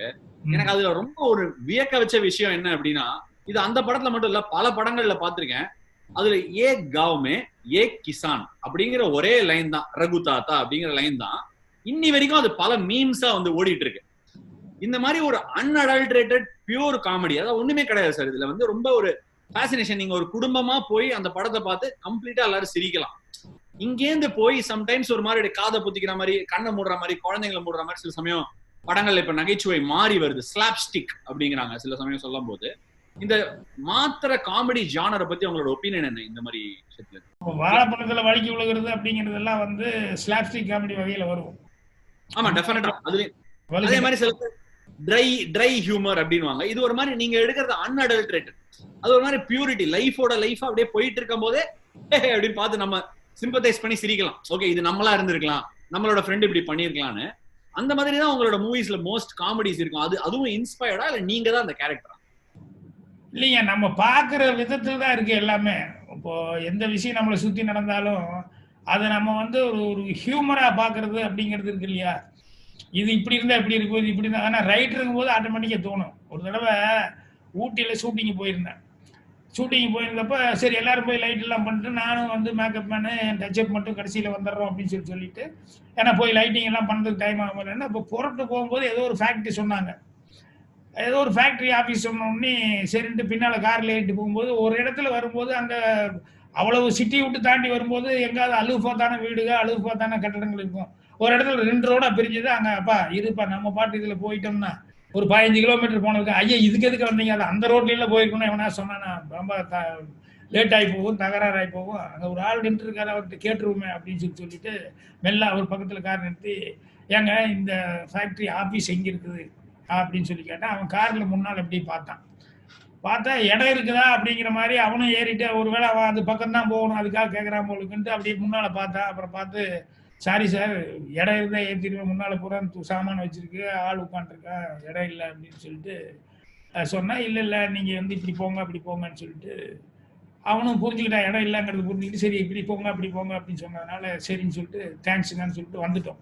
ஆனா மூவ் பண்ணணுன்னே எனக்கு ஒரு சின்ன தாட்டு, ஒருவேளை முன்னால இடம் இருந்தது, இப்போ நம்ம நிறுத்தினோம் சார் இந்த ஃபேக்டரி ஆஃபீஸுக்கு எங்கே போகணும், ஆஃபீஸை வந்தே காமிச்சிட்டுமா நான் ஓகே அப்படிங்கிற மாதிரி சொல்லிட்டு நான் ஏறிக்குவான்னு நம்ம என்ன நினைப்போம், சரி வந்தே காமிக்க போகிறேன், சரி ஏறுங்க அப்படின்னா ஸ்ட்ரைட் அப்படின்னா உடனே ஸ்ட்ரைட்டாக போனேன், ரைட் அப்படின்னா ரைட்னா, அப்புறம் லெஃப்ட் அப்படின்னா, அப்புறம் மறுபடியும் ஸ்ட்ரைட், மறுபடியும் ரைட் அப்படின்னா, என்னடா ஸ்ட்ரைட் இத்தனை ரைட் இத்தனை லெஃப்ட், நாங்கள் ஒரு வீடு மாதிரி இருந்தது, நேராக அங்கே போகணுன்னு அந்த இடத்துக்கு போங்க ஸ்டாப் பண்ணுங்கன்னு. ஏங்க இது ஃபேக்டரி ஆஃபீஸ் மாதிரி தெரியல, ஏதோ ஒரு வீடு மாதிரி இருக்கு. ஆமாங்க இது என் வீடு, நாங்க ஃபேக்டரி அதுக்கு அது என்ன ஏற்றுனீங்கல்ல சார், அதுக்கு அந்த விஷயத்துல ஒரு 100 அடி போனீங்கன்னா அந்த ஃபேக்டரி ஆபீஸ் இருக்குது. இப்படி ஒருத்தர் சொல்லியிருந்தா நமக்கு எப்படி இருந்திருக்கும்? இப்ப அந்த கேரக்டர் நம்ம மறப்போமா? சோ அவன் வந்து இல்லன்னு அவன் வந்து பார்த்த லுக்லயே. இப்ப நீங்க பேசும்போது அந்த சுந்தரகாண்டம் படத்துல ஒரு ஃப்ரெண்டு வருவாரு, ஏ சுப்பிரமணி அப்படின்னு, நீங்க அதை எக்கோ பண்ணி அந்த மாதிரி ஒரு ஜோக் சொன்ன மாதிரியே இருந்தது சார். இது ஜென்ரலாவே நீங்க இப்படிதான் லைஃபே பாப்பீங்களா? ஒரு டைரக்டரா இருக்கீங்க, ஒரு கதாசிரியரா இருக்கீங்க, உங்களுக்கு இதெல்லாம் எடுக்கும் போது ஒரு சீரியஸ் நோட்டோட எப்படி எடுப்பீங்க, இல்ல எக்ஸ்பிளைன் பண்ணும்போது இப்படிதான் எக்ஸ்பிளைன் பண்ணுவீங்களா எல்லாருக்கும்? நீங்க எடுக்கும்போது சீரியஸா தான் எடுப்போம். ஆனா அதுல வந்து சீரியஸா எடுக்கிறதுங்கிறதுக்கா காமெடி வந்து எப்படி சீரியஸா எடுக்க முடியும்? அது ஜோவியலா இருக்கிறது ஜோவியலா சொல்லிட்டு தான் எடுப்போம். அதே நேரத்துல வந்து சீரியஸா சிலது பேசுறது வில்லனா ஏதாவது வர்றாங்கன்னு சொன்னோம்னா அது அந்த மாதிரி சீரியஸ்னஸ் தான் நம்ம செய்வோம். அதே மாதிரி அழுதுட்டு பேத்தாட்டிக்கா இருக்கிறத வந்து காமெடியோட சொல்ல முடியுமா? அது வந்து அந்த ஹீரோயினையும் அழுதுட்டு பேசுறது அப்படின்னு சொல்லும்போது நம்மளும் அந்த இடத்துல அந்த சீரியஸா தான் அதை சொல்லி ஆகணும். அதனால இது நம்ம வந்து இந்த ஹியூமர் எப்படி வந்தது அப்படின்னு சொன்னோம்னா அது சின்ன வயசுல இருந்து ஏதோ ஒன்று இது இப்படி இருந்தா அப்படி இருக்கு, இது அப்படி இருந்தா அப்படி இருக்கு அப்படின்னு சொல்லிட்டு கற்பனை பண்ணி பாக்குறதுங்கிறது ஒண்ணு. அப்புறம் ரியல் லைஃப்லயே எனக்கு ஹியூமருங்கிறது இந்த மாதிரி நிறைய விஷயங்கள் நடந்திருக்கு. நானே நினைச்சுக்கிறேன் நமக்கு மட்டுமே இப்படி நடக்குது அப்படிங்கிற மாதிரி நினைச்சுக்கிறேன். என்னன்னா எங்க ஊர்ல வந்து நைட்ல வந்து கேரம் போர்டு ஆடிட்டு நான் 1:30 மணி 2 மணிக்கு மேலதான் வீட்டுக்கு போவேன். அப்போ ஸ்ட்ரீட் எல்லாம் வந்து சின்ன ஸ்ட்ரீட்டா இருக்கும். அதுல போய் அதுல வந்து அப்படியே போகும்போது இருட்டுக்குள்ள ஒரு மாதிரி பேஜாரா இருக்கும். இந்த பேய் பூதம் அப்படிங்கிற மாதிரிலாம் ஒரு பயம் இருக்கு இல்லையா? ஸோ அதுல போகும்போது நம்மளுடைய நேரம் ஒரு வாரத்துக்கு முன்னால ஒரு இடத்துல அப்படி டேர்ன் பண்ணி இப்படி போற இடத்துல அந்த கார்னர் வீட்டுல வந்து ஒருத்தனை மர்டர் பண்ணி அவன் செத்து போயிட்டான். ஸோ அதனால நைட்ல இங்க வந்து ஒரு பேய் அது இது இந்த நடமாடு இருக்கு இது இதுக்கு அப்படின்னு சொன்னோடனே எனக்கு அது வழியா தான் போகணும். இப்ப அதுல போகலைன்னா நான் இப்படி சுத்திட்டு வர்றதுங்கிறது ஒரு 2 கிலோமீட்டர் நடந்து அப்படி வந்தா தான் என் வீட்டுக்கு வர முடியும். இது வழியான ஈஸியா போயிடலாம். என்னடா பண்றது என்னடா பண்றது அந்த இடத்துல மட்டும் ஓடிடுவோமா அப்படின்னு தோணும். அப்புறம் வந்து வேண்டாம் லேட் ஆனாலும் பரவாயில்ல இதுல போயிடுவேன் எதுக்கு பேய் அது போல அடிச்சுதுன்னா என்ன பண்றது அப்படி இருந்தாலும் அட்ஜஸ்ட் பண்ணி போகாம இப்படி எல்லாம் மன போராட்டத்துல வரும்போது இந்த ஆதின்னு ஒரு பைத்தியார் இருக்காங்கல்ல அவன் எப்போ வந்தாலும் அண்ணா காபி குடிக்கணும் அண்ணா டீனா அப்படிமா இது மட்டும் அவன் கரெக்டா கேட்பான். இப்ப நான் நினைச்சேன் சரி அவன் பைத்தியமா இருந்தா என்ன நமக்கு போறதுக்கு ஒரு பேச்சு துணை ஆகிப்போச்சு. அந்த வீடை கிராஸ் பண்ணிட்டு அது வரைக்கும் அவங்ககிட்ட பேசிட்டே போயிட்டு அப்புறம் காசு கொடுத்து அனுப்பிச்சிடலாம் அப்படின்னு வா அது எப்படி இருக்கிற என்னன்னு ஜோப்ல கை விட்டு காசு எடுக்கல நான். ஏன்னா எடுத்த உடனே அவன் திரும்பிடுவானே அந்த வீட்டை கிராஸ் பண்ற வரைக்கும் அவனை பேசிக்கிட்டே போயிட்டு இது பண்ணலான்னா அண்ணா அண்ணா இந்த இரா தரண்டா அப்புறம் காலையில் என்ன சாப்பிட்டேன் என்னன்னா அந்த வீட்டு பக்கத்துல வந்தனால அவன் கடுப்பாயிட்டான். இவ்வளவு நேரமா பாயிட்டு இருந்து அட போயா நீ அப்படின்ட்டு அவன் பாட்டு அந்த வீட்டுக்கிட்ட கொண்டு வந்து எங்க விட்டு போயிட்டான். காசு மிச்சம் இல்ல காசு இல்ல பேய் இருக்கிற வீடு அந்த வீடுதான் தாண்டணும். அங்க கொண்டு அந்த இடத்துல விட்டு போட்டு போனா எப்படி இருக்கு நமக்கு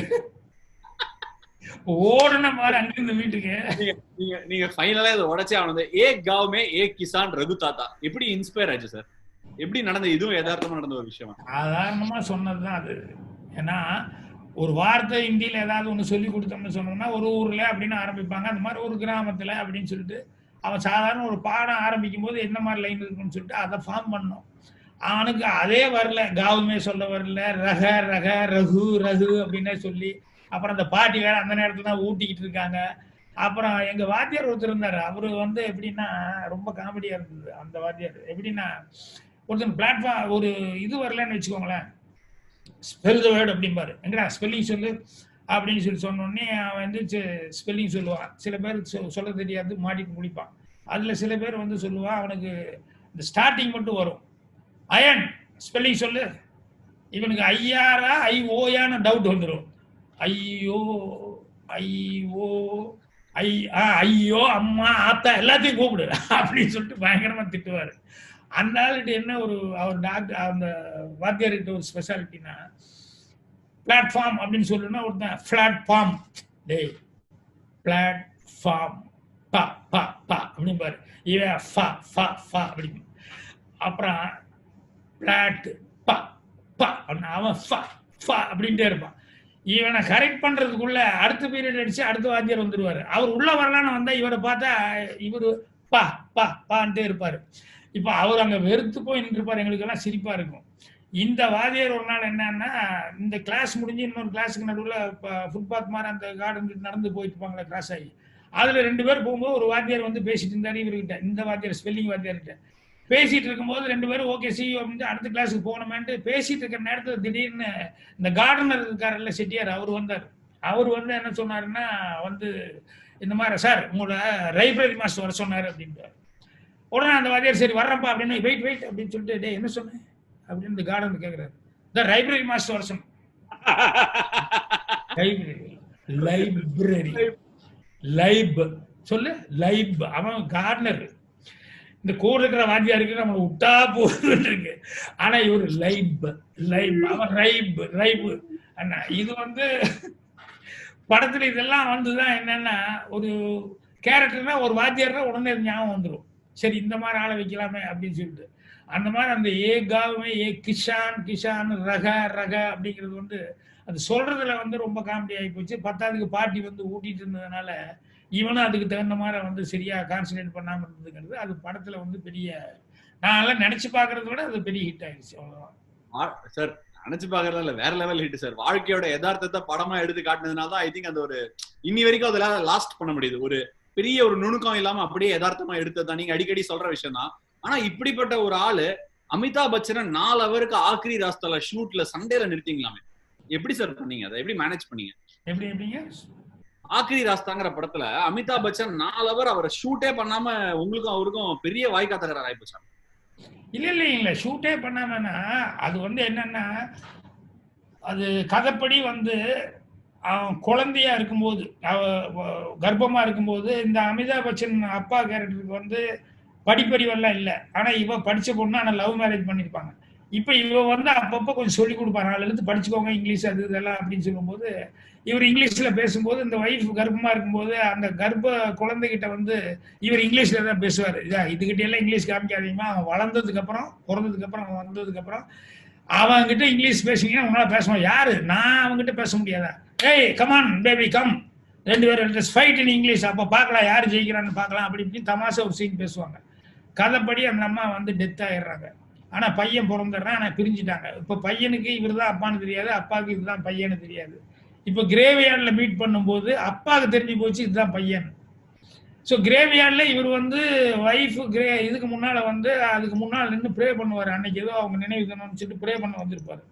இப்ப அதே இடத்துக்கு வந்து அவன் சன்னு வந்திருப்பான். அவன் வந்து என்னன்னா போலீஸ்காரங்கிறதுனால எதையோ ஒண்ணு எவனோ ட்ரக்ஸை கொண்டு வந்து அங்க ஒளிச்சு வச்சிருக்கான்னு அவனை வந்து பிடிச்சி அடிச்சு கேட்டுக்கிட்டு இருப்பான்.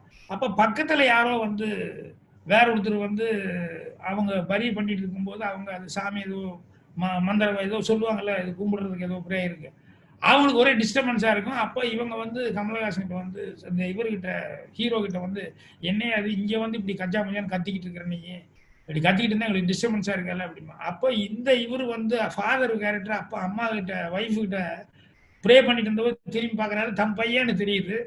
அவன் இப்படி தேவையில்லாம வந்து இங்கிலீஷ்ல வந்து அவன் கத்திக்கிட்டு இருக்கான் அப்படின்னு தெரியுது. அப்போ அந்த பழசு ஒரு ஞாபகம் வருது. உடனே அவன் சன்னுக்கு ஒய்ஃபு கிட்ட சொல்றான், நாங்க 2 பேரும் இங்கிலீஷ்ல சண்டை போட்டோம்னு சொன்னோம்னா நான் தான் ஜெயிப்பேன்னு சொன்னேன். பாரு உன் பையன் இப்போ இங்கிலீஷ் பேசுறான், நான் போய் அவங்ககிட்ட இங்கிலீஷ்ல சண்டை போட போறேன், நீ பாரு யார் ஜெயிக்க போறோன்னு பாரு அப்படின்னு சொல்லிட்டு எந்திரிச்சு வருவாரு. எந்திரிச்சு வந்து எக்ஸ்கியூஸ் மீ அப்படின்னு சொல்லிட்டு இங்கிலீஷ்ல ஆரம்பிப்பார். வாட் அப்படின்னு அவர் கேட்பார்.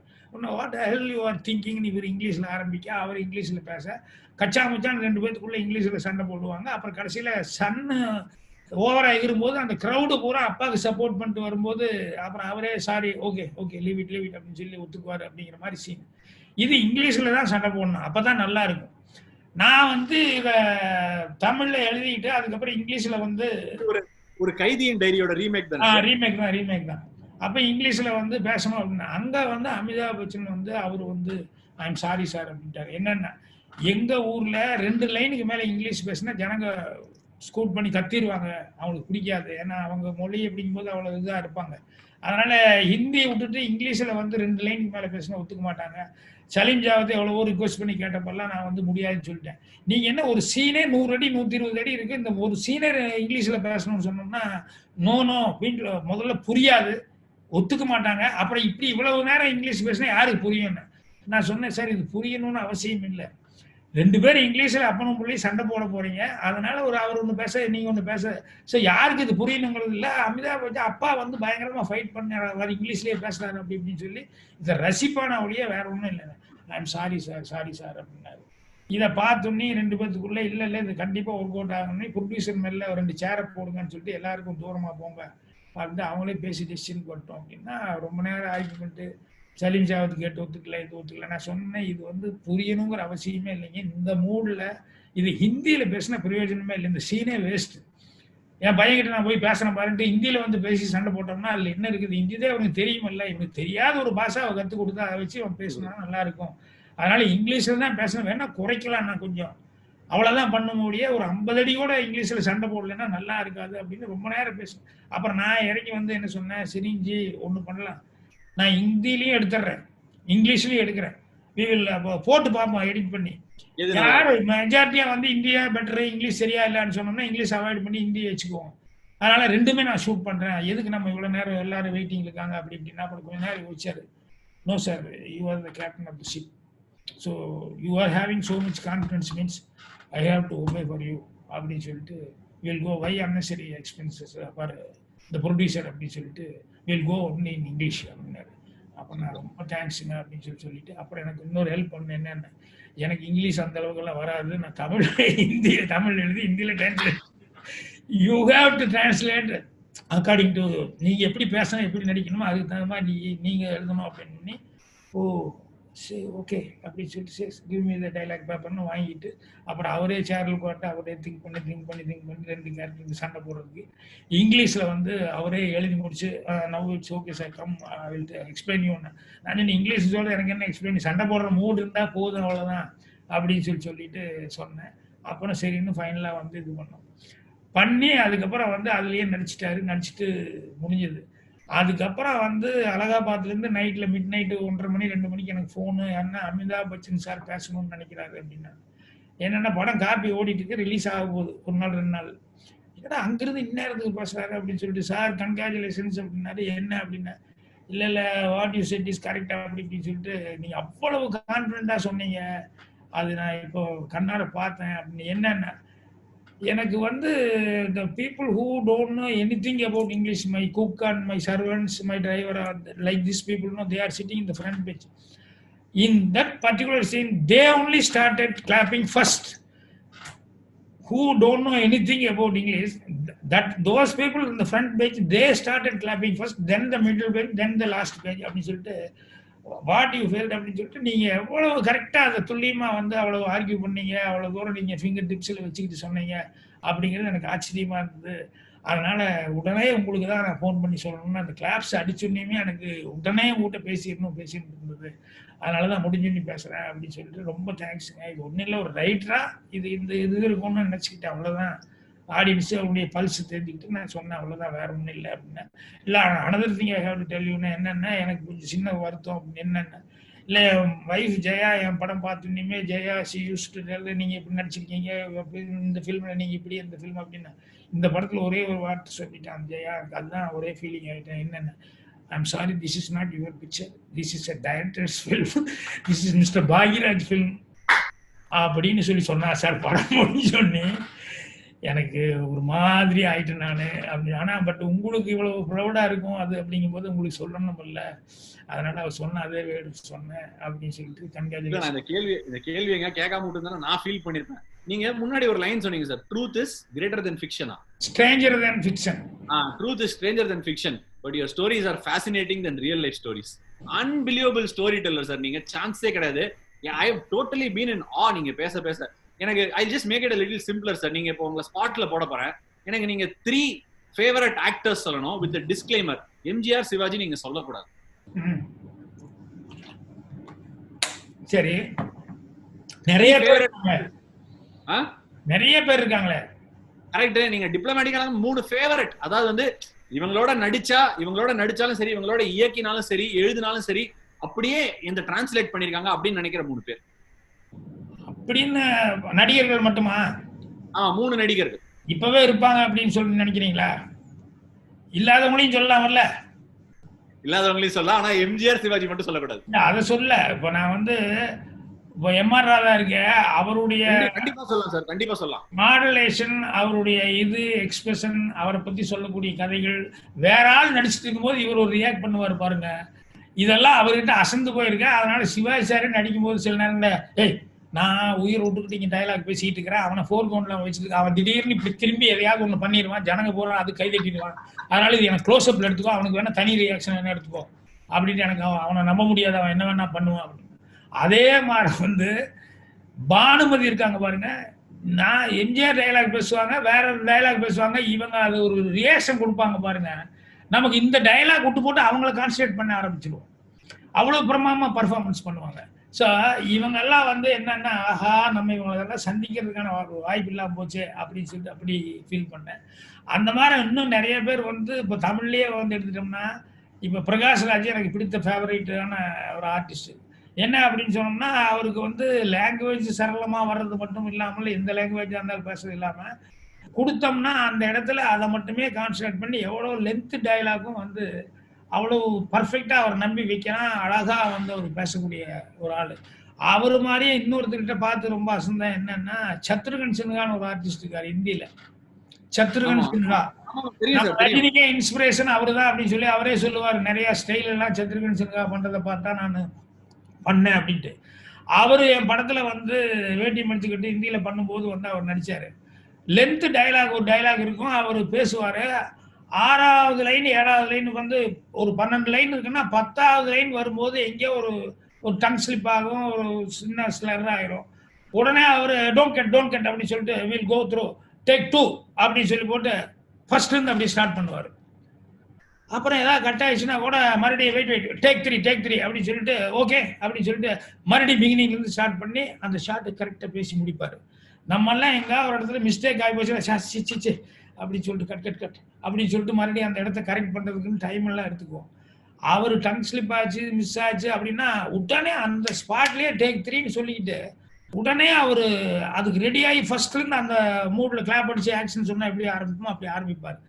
இதெல்லாம் சினிமாவை நினைச்சு பார்க்கும்போது பயங்கர ஆச்சரியமா இருக்கு. என்னடா இப்படி எல்லாம் கூட ஆர்டிஸ்ட் இருக்காங்க. ரொம்ப ஹை பெஞ்ச் மார்க்ஸ் வச்சிருக்கீங்க சார். இந்த பெஞ்ச் மார்க் கிட்ட இல்லைன்னா கூட இன்னைக்கு அந்த மாதிரி இருக்கிற யாராவது ஒரு இயல்பான ஆக்டர் இருக்காங்களா? நீங்க பார்த்து பிரகாஷ் ராஜ் சொன்னீங்க எனக்கு ஃபேவரட் ஆக்டர். அந்த மாதிரி வேற யாராவது கேரக்டர் ஆர்டிஸ்டா இருந்தாலும் ஓகே. இல்லைங்க நிறைய பேர் இருக்காங்கப்பா. சிலதெல்லாம் ஏன் சொல்றேன் அப்படின்னு சொன்னோம்னா, இப்போ எனக்கு வந்து சின்ன வயசுல வந்து இவர் படம் ரொம்ப லைக் பண்ணி பார்ப்பேன். கிருஷ்ணா, தெலுங்கு கிருஷ்ணா இருக்காருல்ல, அவரு படம், காந்தாராவ் படம். ஏன்னா காந்தாராவ் படம் எல்லாம் வந்து அவ்வளவு ராஜாராணி படங்கள்லாம் வரும். அதுல பாட்டு கிட்டு காமெடி இதெல்லாம். அதுக்கப்புறம் கிருஷ்ணா வந்து பூரா சிஐடி பேட்டர்ன் படங்கள்லாம் வந்துட்டு இருக்கும். அங்க சிஐடி இந்த சிஐடி அப்படின்னு சொல்லிட்டு, ஏன்னா நிறைய ஆக்ஷன் எல்லாம் இருக்கும். அப்ப அவர் படமெல்லாம் ரசிச்சு பார்ப்பேன். ஏன்னா நிறைய ஃபைட் இருக்கும். ஏன்னா அந்த வயசுல வந்து எனக்கு இன்னைக்கும் ஃபைட் படம் தான் எனக்கு ரொம்ப பிடிக்கும். நான் பண்ற படம் வேற. இப்ப அவர் பையன் நடிக்க வந்திருக்கான்னு சொல்லும்போது அதை கொஞ்சம் கான்சன்ட்ரேட் பண்ணி அப்படி பார்த்தேன். பார்க்கும்போது பார்த்தா அந்த கிருஷ்ணாவுடைய சன்னு மகேஷ் பாபு அந்த ஐஸ் அவ்வளவு பிரமாமா, அவருடைய டயலாக்கே இல்லாமல் அவருடைய எக்ஸ்பிரஷன் அவ்வளவு பிரமாமா இருக்கு. அப்படி வந்து இன்னைக்கு ஒவ்வொருத்தரும் வந்து தெலுங்குல நடிக்கிறவங்கள, தமிழ்ல நடிக்கிறவங்களும் நிறைய பேர் நம்ம பார்த்துக்கிட்டே தான் இருக்கோம். தனுஷ் எல்லாம் பார்த்தோம்னா சிம்பிளா இருக்கிற மாதிரி இருக்கும். சாதாரண ரியாக்ஷன் மாதிரி இருக்கும். ஆனா அது அந்த சாதாரண ரியாக்ஷன் மாதிரி பண்றது தான் கஷ்டம். நடிக்கணும்னு சில பேர் ட்ரை பண்ணி நடிப்பாங்க. அந்த நடிக்கணும்னு நடிக்காம தனுஷ் எல்லாம் வந்து நார்மலா ஒரு மேன் எப்படி இருப்பான் அப்படிங்கிற மாதிரி, நம்ம வீதியில் சுத்துறவன் எப்படி இருப்பான் என்னங்கிற மாதிரி அதுக்கு தகுந்த எக்ஸ்பிரஷன் அப்படி. ஸோ அதனால தமிழ்லயும் நிறைய பேர் இருக்காங்க, தெலுங்குலயும் நிறைய பேர் இருக்காங்க. அதனால ஒரு டைரக்டர் ரைட்டரா இதெல்லாம் என்னால நல்லா என்ஜாய் பண்ண முடியுது. அது இந்த கொரோனா பீரியட்ல இன்னும் பழைய படமெல்லாம் போட்டு பார்த்துக்கிட்டு இருக்கிறேன். சார் இப்ப நீங்க ஒரு மாபெரும் பெரிய ரைட்டரு. உங்கள்ல இருந்து இன்னி தேதிக்கு நல்ல ஒரு 2-3 ரைட்டர் உங்களுக்கு பிடிச்சமான ரைட்டர்ஸ் யாராவது சொல்லுங்க. இல்ல நிறைய பேர் வந்துட்டாங்க. இப்ப நிறைய படங்கள்ல வந்து ரைட்டர்ஸ்ன்னு சொல்லிட்டோம்னா, ரைட்டர்ஸ்னா நிறைய டயலாக் எழுதி அப்படி பண்ணி இப்படி பண்ணணும், இல்ல பெரிய திருப்பங்கள் அப்படி எல்லாம் இருக்கணுங்கிறது கூட இல்ல. இப்போ நான் அதான் இந்த கைதி படத்தை வந்து ரொம்ப அப்ரிசியேட் பண்ணது காரணம் என்னன்னா, நீங்க ஸ்பீடு படம் எல்லாருமே பார்த்துருப்போம். அந்த ஸ்பீடு படம் மொத்தமாவே 5 சீன் தான். ஃபர்ஸ்ட் சீனு லிப்ட்ல ஏதோ ஆகி போச்சு அப்படின்னு சொல்லி சொன்னோடனே அதை வந்தாங்க இது பண்ணாங்க. அப்புறம் அவனுக்கு த்ரிட்டன் பண்ணி கூப்பிட்டாங்க. என்னடா இந்த பஸ்ல வச்சிருக்கு அப்படின்ட்டாங்க. அது பிளாஸ்ட் ஆகி காமிச்சான். அப்புறம் 3வது என்னன்னா, இப்படி ஒண்ணுல வச்சுட்டேன் அப்படின்னு சொல்லும் போது அதுல அந்த 3வதுல வந்து அந்த பொண்ணு மாட்டிட்டா, ஹீரோ வந்து எப்படி போய் காப்பாற்ற போறான். அப்புறம் அதை காப்பாற்றி முடிக்கும் போது பார்த்தோம்னா அவனுக்கு தெரிஞ்சு போச்சு இவன் ஏதோ ட்ரிக் பண்ணிட்டானே. அப்புறம் அவன் வந்து இங்க வான்னு சொல்லி இங்க பணத்தை வை அங்க பணத்தை வைன்னு சொல்லிட்டு அவனை வர வச்சான். கடைசியா தப்பிக்கிறது ட்ரெயின்ல. இது 5வது சீன். மொத்தமாவே 5 சீன் தான் ஒரு படத்துக்கு. அதை வந்து எவ்வளவு அழகா வந்து எவ்வளவு விறுவிறுப்பா பண்ணியிருந்தாங்க அப்படின்னு சொல்லும்போது, என்னடா இப்படியெல்லாம் ஸ்கிரீன் பிளே பண்ணி இப்படியெல்லாம் திங்க் பண்ணாங்களே அப்படின்னு சொல்லிட்டு அதை பார்த்து அசந்து இது பண்ணேன். அந்த மாதிரி நம்ம கைதி படம் வந்து அவன் ஹீரோயினை வந்து நம்பல. அந்த லோகேஷ் கனகராஜ் ஹீரோயின் வேணும் அப்படி இருந்தா தான் அப்படின்னு மஸ்ட் எல்லாம் எதுக்கு, காமெடியன் தான் வேணும் அதெல்லாம் எதுக்கு மஸ்ட் அப்படின்னு சொல்லிட்டு, ஸோ சாங்கு வேண்டாம், ஹீரோயின் வேண்டாம், அதெல்லாம் வேண்டாம், இந்த கதை இப்படி இருந்தாலே போதுமானது அப்படின்னு சொல்லி எவ்வளவு கட்ஸோட அந்த படம் எடுத்திருக்காங்க. ஆஹா, தமிழ்ல இதெல்லாம் இந்த மாதிரி எல்லாம் பண்ணணும்னு நம்மளோட நினைச்சோம். ஆனா நமக்கு வந்த வாய்ப்பு நீ பின்னால வந்த ஜென்ரேஷன்ல இவங்க எல்லாம் வந்து இவ்வளவு அழகா பண்ணியிருக்காங்களே அப்படின்னு சொல்லும்போது ரொம்ப அது சந்தோஷமா இருக்குது. இவரெல்லாம் இருக்காரு வெற்றிமாறன், தனக்கு அந்த களம் தெரியலன்னா கூட அது சம்பந்தப்பட்டவங்க யாருன்னு சொல்லி போய் உட்கார்ந்து ஒரு 1 மாசம் 1.5 மாசம் அதை தெரிஞ்சுக்கிட்டு இப்போ சேவல் அது இதுன்னு அதை வந்து ஃபைட் பண்றதை வச்சு பண்றாங்கன்னு சொன்னோம்னா அதை உள்ள நிறைய வாங்கிட்டு உள்வாங்கிட்டு அதுக்கப்புறமா தான் அவங்க இதுக்கே போறாங்க. அதனாலதான் அவங்க படங்கள்ல எல்லாம் ஒரு ரியாலிட்டியும் கிடைக்குது, டிஃபரெண்டாகவும் இருக்குது. மற்றவங்கலேருந்து அவங்க வந்து அவங்க அவங்க அப்படிங்கிறது இண்டிவிஜுவாலிட்டி அவங்கள்ட்ட எவ்வளோ இருக்குது அப்படிங்கிறதுலாம் நமக்கு தெரிய வருது.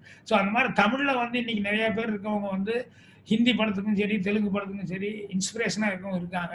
அதே மாதிரி தெலுங்கு படங்களில் வந்து முன்னால் வந்து இருந்ததை விட இன்னைக்கு வந்து தெலுங்குல பெஸ்ட் டைரக்டர்ஸ் இன்னைக்கு நிறைய பேர் வந்திருக்காங்க.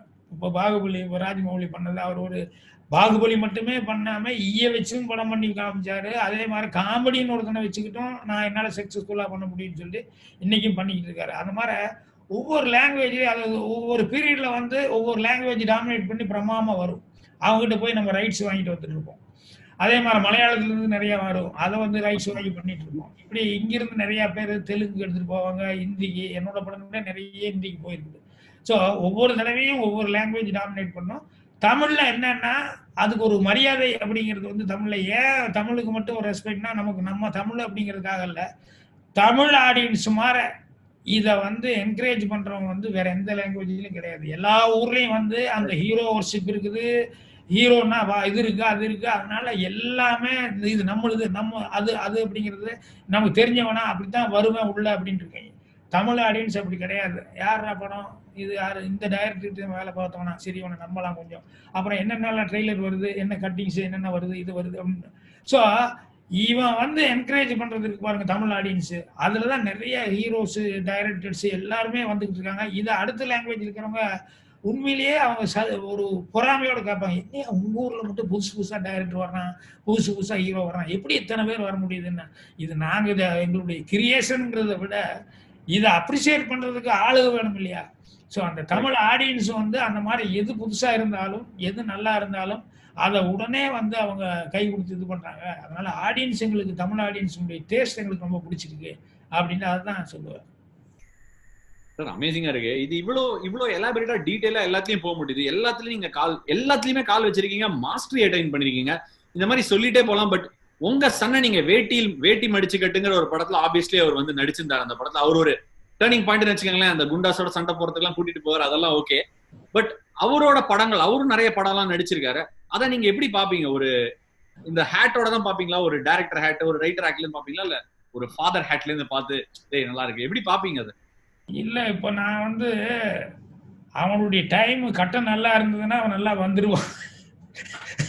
ஏன் சொல்றேன் அப்படின்னு சொன்னோம்னா, ஃபர்ஸ்ட் படம் அப்படின்னு சொல்லும்போது நம்ம வந்து சிலது சொல்லலாம் அப்படின்னு நினைச்சோம். ஆனா பாக்யராஜுங்கிறதுக்காக இவர் உள்ள வந்துட்டாருன்னு ஒரு கெட்ட பேர் வந்துட்டா என்ன பண்றது அப்படின்னு சொல்லி நான் வந்து கொஞ்சம் அளவோட இருப்போம் அப்படின்னு சொல்லிட்டு அப்பா இது இப்படி அப்படிங்கிறத மட்டும் நான் சொன்னேன். ஆனா சொன்னா கூட பிரபு வந்து அவர் என்ன நினைச்சாருன்னா, இல்ல அங்கிள் இது சரியா இருக்கும், சரி யங்ஸ்டர்ஸ் இன்னைக்கு நம்ம சொல்றது கொஞ்சம் ஓல்டா நீங்க ஆரம்பிச்சிங்க போது சொன்னீங்கல்ல, இது வந்து கொஞ்சம் பழசு மாற நினைச்சிட மாட்டாங்களான்னு அந்த மாதிரி அவன் ஃபீல் பண்றான். ஒருவேளை அவன் நினைக்கிறது கரெக்டா இருக்கலாம், விட்டுறலாம், நம்ம சொல்றது சொல்லிட்டோம் அப்படின்னு. அப்புறம் ரொம்ப நாள் கழிச்சு படமெல்லாம் சரியா வராம போய் அப்புறம் ரொம்ப நாள் கழிச்சு அங்கிள் கரெக்டா சொன்னாரு, நான் தான் மிஸ் பண்ணிட்டேன் அங்கிள், நீங்க கரெக்டு தான் நீங்க சொன்னது அப்படின்னு. எப்ப சொல்றது, அவன் கேரியரே தகராறாயி.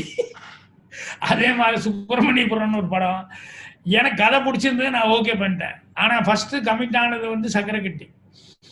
ஸோ ஏஆர் ரஹ்மான் வச்சு தானும் அவ்வளவு பெரிய விளம்பரம் எல்லாம் கொடுத்துட்டாரு. ஆனா சசிகுமார் வந்து இல்ல என் படம் முடிச்சா நான் விட்டுருவேன். அப்ப நீ முடிச்சா விட்டுருவேன்னா பாக்யராஜ் தான் ஃபர்ஸ்ட் படம் ஒத்துக்கிட்டாரு, ரகுமான் எல்லாம் வச்சு எல்லாம் பேசி இவ்வளவு பெரிய பூஜை போட்டுருக்கு. இப்ப நான் கூட தனியா ஏதோ காசு வாங்கிட்டு எக்ஸ்ட்ரா கொடுத்தனாலதான் நான் ஒத்துக்கிட்டேன்னு சொல்லிட்டு எனக்கு கெட்ட பேர் வந்திருப்பா, அது நல்லா இல்ல. அந்த படம் நீ முடிச்சு வேணா வச்சுக்கோ, அந்த படம் ரிலீஸ்க்கு அப்புறம் நீ பண்ணு அப்படின்னா, இல்ல சார் அவ்வளவு நாள் இருந்தா எனக்கு வட்டி கிட்டிலாம் பிரச்சனை வரும் அப்படின்னா. இதுலதான் அந்த படம் டிராப் ஆகி போச்சு. இப்ப இதுக்கு என்ன ஆகி போச்சுன்னா, இவ்வளவு நல்ல கதை வந்து நீங்க எப்படி வேணான்னு சொன்னீங்க அப்படின்னு இதுக்கு எனக்கு கெட்ட பேர் வந்தது. மூணாவது வந்து அந்த சத்குணம் வந்து ஒரு படம் வந்து களவாணின்னு ஒரு படம் பண்ண, அவன் என்கிட்ட வந்து இந்த அவுட்லைன்னு சார் சாந்தனு வச்சுக்கணும்னா நல்லா இருக்கும்னு நினைக்கிறேன் நான், எனக்கு கொஞ்சம் ஸ்கிரிப்ட்ல கூட நீங்க ஏதாவது கொஞ்சம் ஹெல்ப் பண்ணுங்க, ஒரு நல்லா இருக்கே அவுட்லைன்ட்டு ஒரு 4-5 நாள் உட்காந்து நல்லா திருப்தியா ஒர்க் பண்ணி நல்ல நல்ல சீன்ஸ் எல்லாம் வந்தது, காமெடி இப்படியெல்லாம் பிரமாதம் வந்தது. ஒரு வாரம் கழிச்சு அவர் காணாம போயிட்டாரு. அப்புறம் பார்த்தா யாரோ ஒரு புது ஆளோட அனௌன்ஸ்மெண்ட் வந்திருக்கு. என்ன அந்த பையன் நம்மகிட்ட வந்தா என்ன நல்லா தான் இருந்தான், ஏன் திடீர்னு வேற ஒரு பையனை வச்சு அனௌன்ஸ்மெண்ட் கொடுத்துருக்கான் அப்படின்னா, அந்த ப்ரொடியூசர் வந்து அந்த பையன் அப்புறம் டைரக்டர் வந்து சொல்றான், என்னென்ன சர்க்குணம் சாரை தப்பாக நினச்சிக்காதீங்க. எனக்கு 3-4 சிட்டிங் உட்காந்து நல்லா டெவலப் பண்ணி நல்லா வந்தது.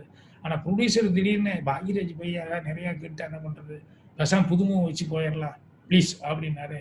எனக்கு இது லைஃப் பிக்சரு, நான் என்ன பண்ண முடியும் ப்ரொடியூசர் அப்படி சொல்லும்போது. அதனால் உங்கள்கிட்ட வந்து சொல்கிறதுக்கே எனக்கு ரொம்ப சங்கோச்சமாக எனக்கு வாயே வரல. அதனால் நான் வந்து ஓகேன்னு சொல்லிட்டு போயிட்டேன். சாரை தப்பாக நினச்சிக்க வேண்டாம்னு யாரோ ஒருத்தர் மூலமாக தகவல் அனுப்பிச்சு. ஸோ இதுதான் அவனுடைய பேட் லக்கு தான் சொல்ல முடியும். ஏன்னா டெஃபினட்டாக நல்லா ஓடக்கூடிய படம் அப்படின்னு சொல்லி தெரிஞ்சு நல்ல சீன்ஸ் எல்லாம் நானும் கூட உட்காந்து ஒர்க் பண்ணி எல்லாமே பண்ணி கடைசியில் அது மிஸ் ஆகி போச்சுங்கும் போது என்ன பண்ண முடியும். ஸோ அதனால் சொன்னேன், அதுதான் சொன்னேன், கரெக்டாக அவனுக்கு சரியாகிற அன்றைக்கி தான் சரியாக வரும். அதனால் இப்போ நம்ம வந்து இதுக்காகலாம் வருது பண்ண அவங்ககிட்ட சொல்லுவேன், டேய் நீ வந்து உதாரணத்துக்கு எடுக்கணும்னு சொல்லி சொன்னா விக்ரம் படாத கஷ்டம் இல்லை. எவ்வளவு அவஸ்தப்பட்டிருப்பாரு, எத்தனை நாள் வெயிட்டிங். வந்துச்சு சார் இப்ப மாஸ்டர் தளபதியோ வருது இல்ல அதுக்கு சொல்ல விக்ரம், நான் அவனுக்கு சொன்னதை சொல்றேன். கட்டம்லாம் சரியாயிடும் சார். இல்ல இல்ல சரியாயிருங்க, சரியாகாம எதுவுமே கிடையாது. இதுவும் கடந்து போகும் அதுவும் கடந்து போகும்னு சொல்லி கரோனாவுக்கு அதுதான் நம்ம சொல்லிக்கிட்டு இருக்கோம். இதே மட்டுமே வேணா இப்படி வேணா ஒரு கம்பேக் ட்ரை பண்ணுங்களேன். பாக்யராஜ் சாரே ஸ்கிரீன் பிளே, டைரக்ஷன், ரைட்டிங் எல்லாம் பண்ணி சாந்தனு ஒரு படம் நடிச்சா இல்ல நடிக்கலாம். இப்போ வந்து நிறைய பேர் வந்து இவரு இது கீபோர்டு வேற வாசினீங்க, மியூசிக்கும் சேர்ந்து.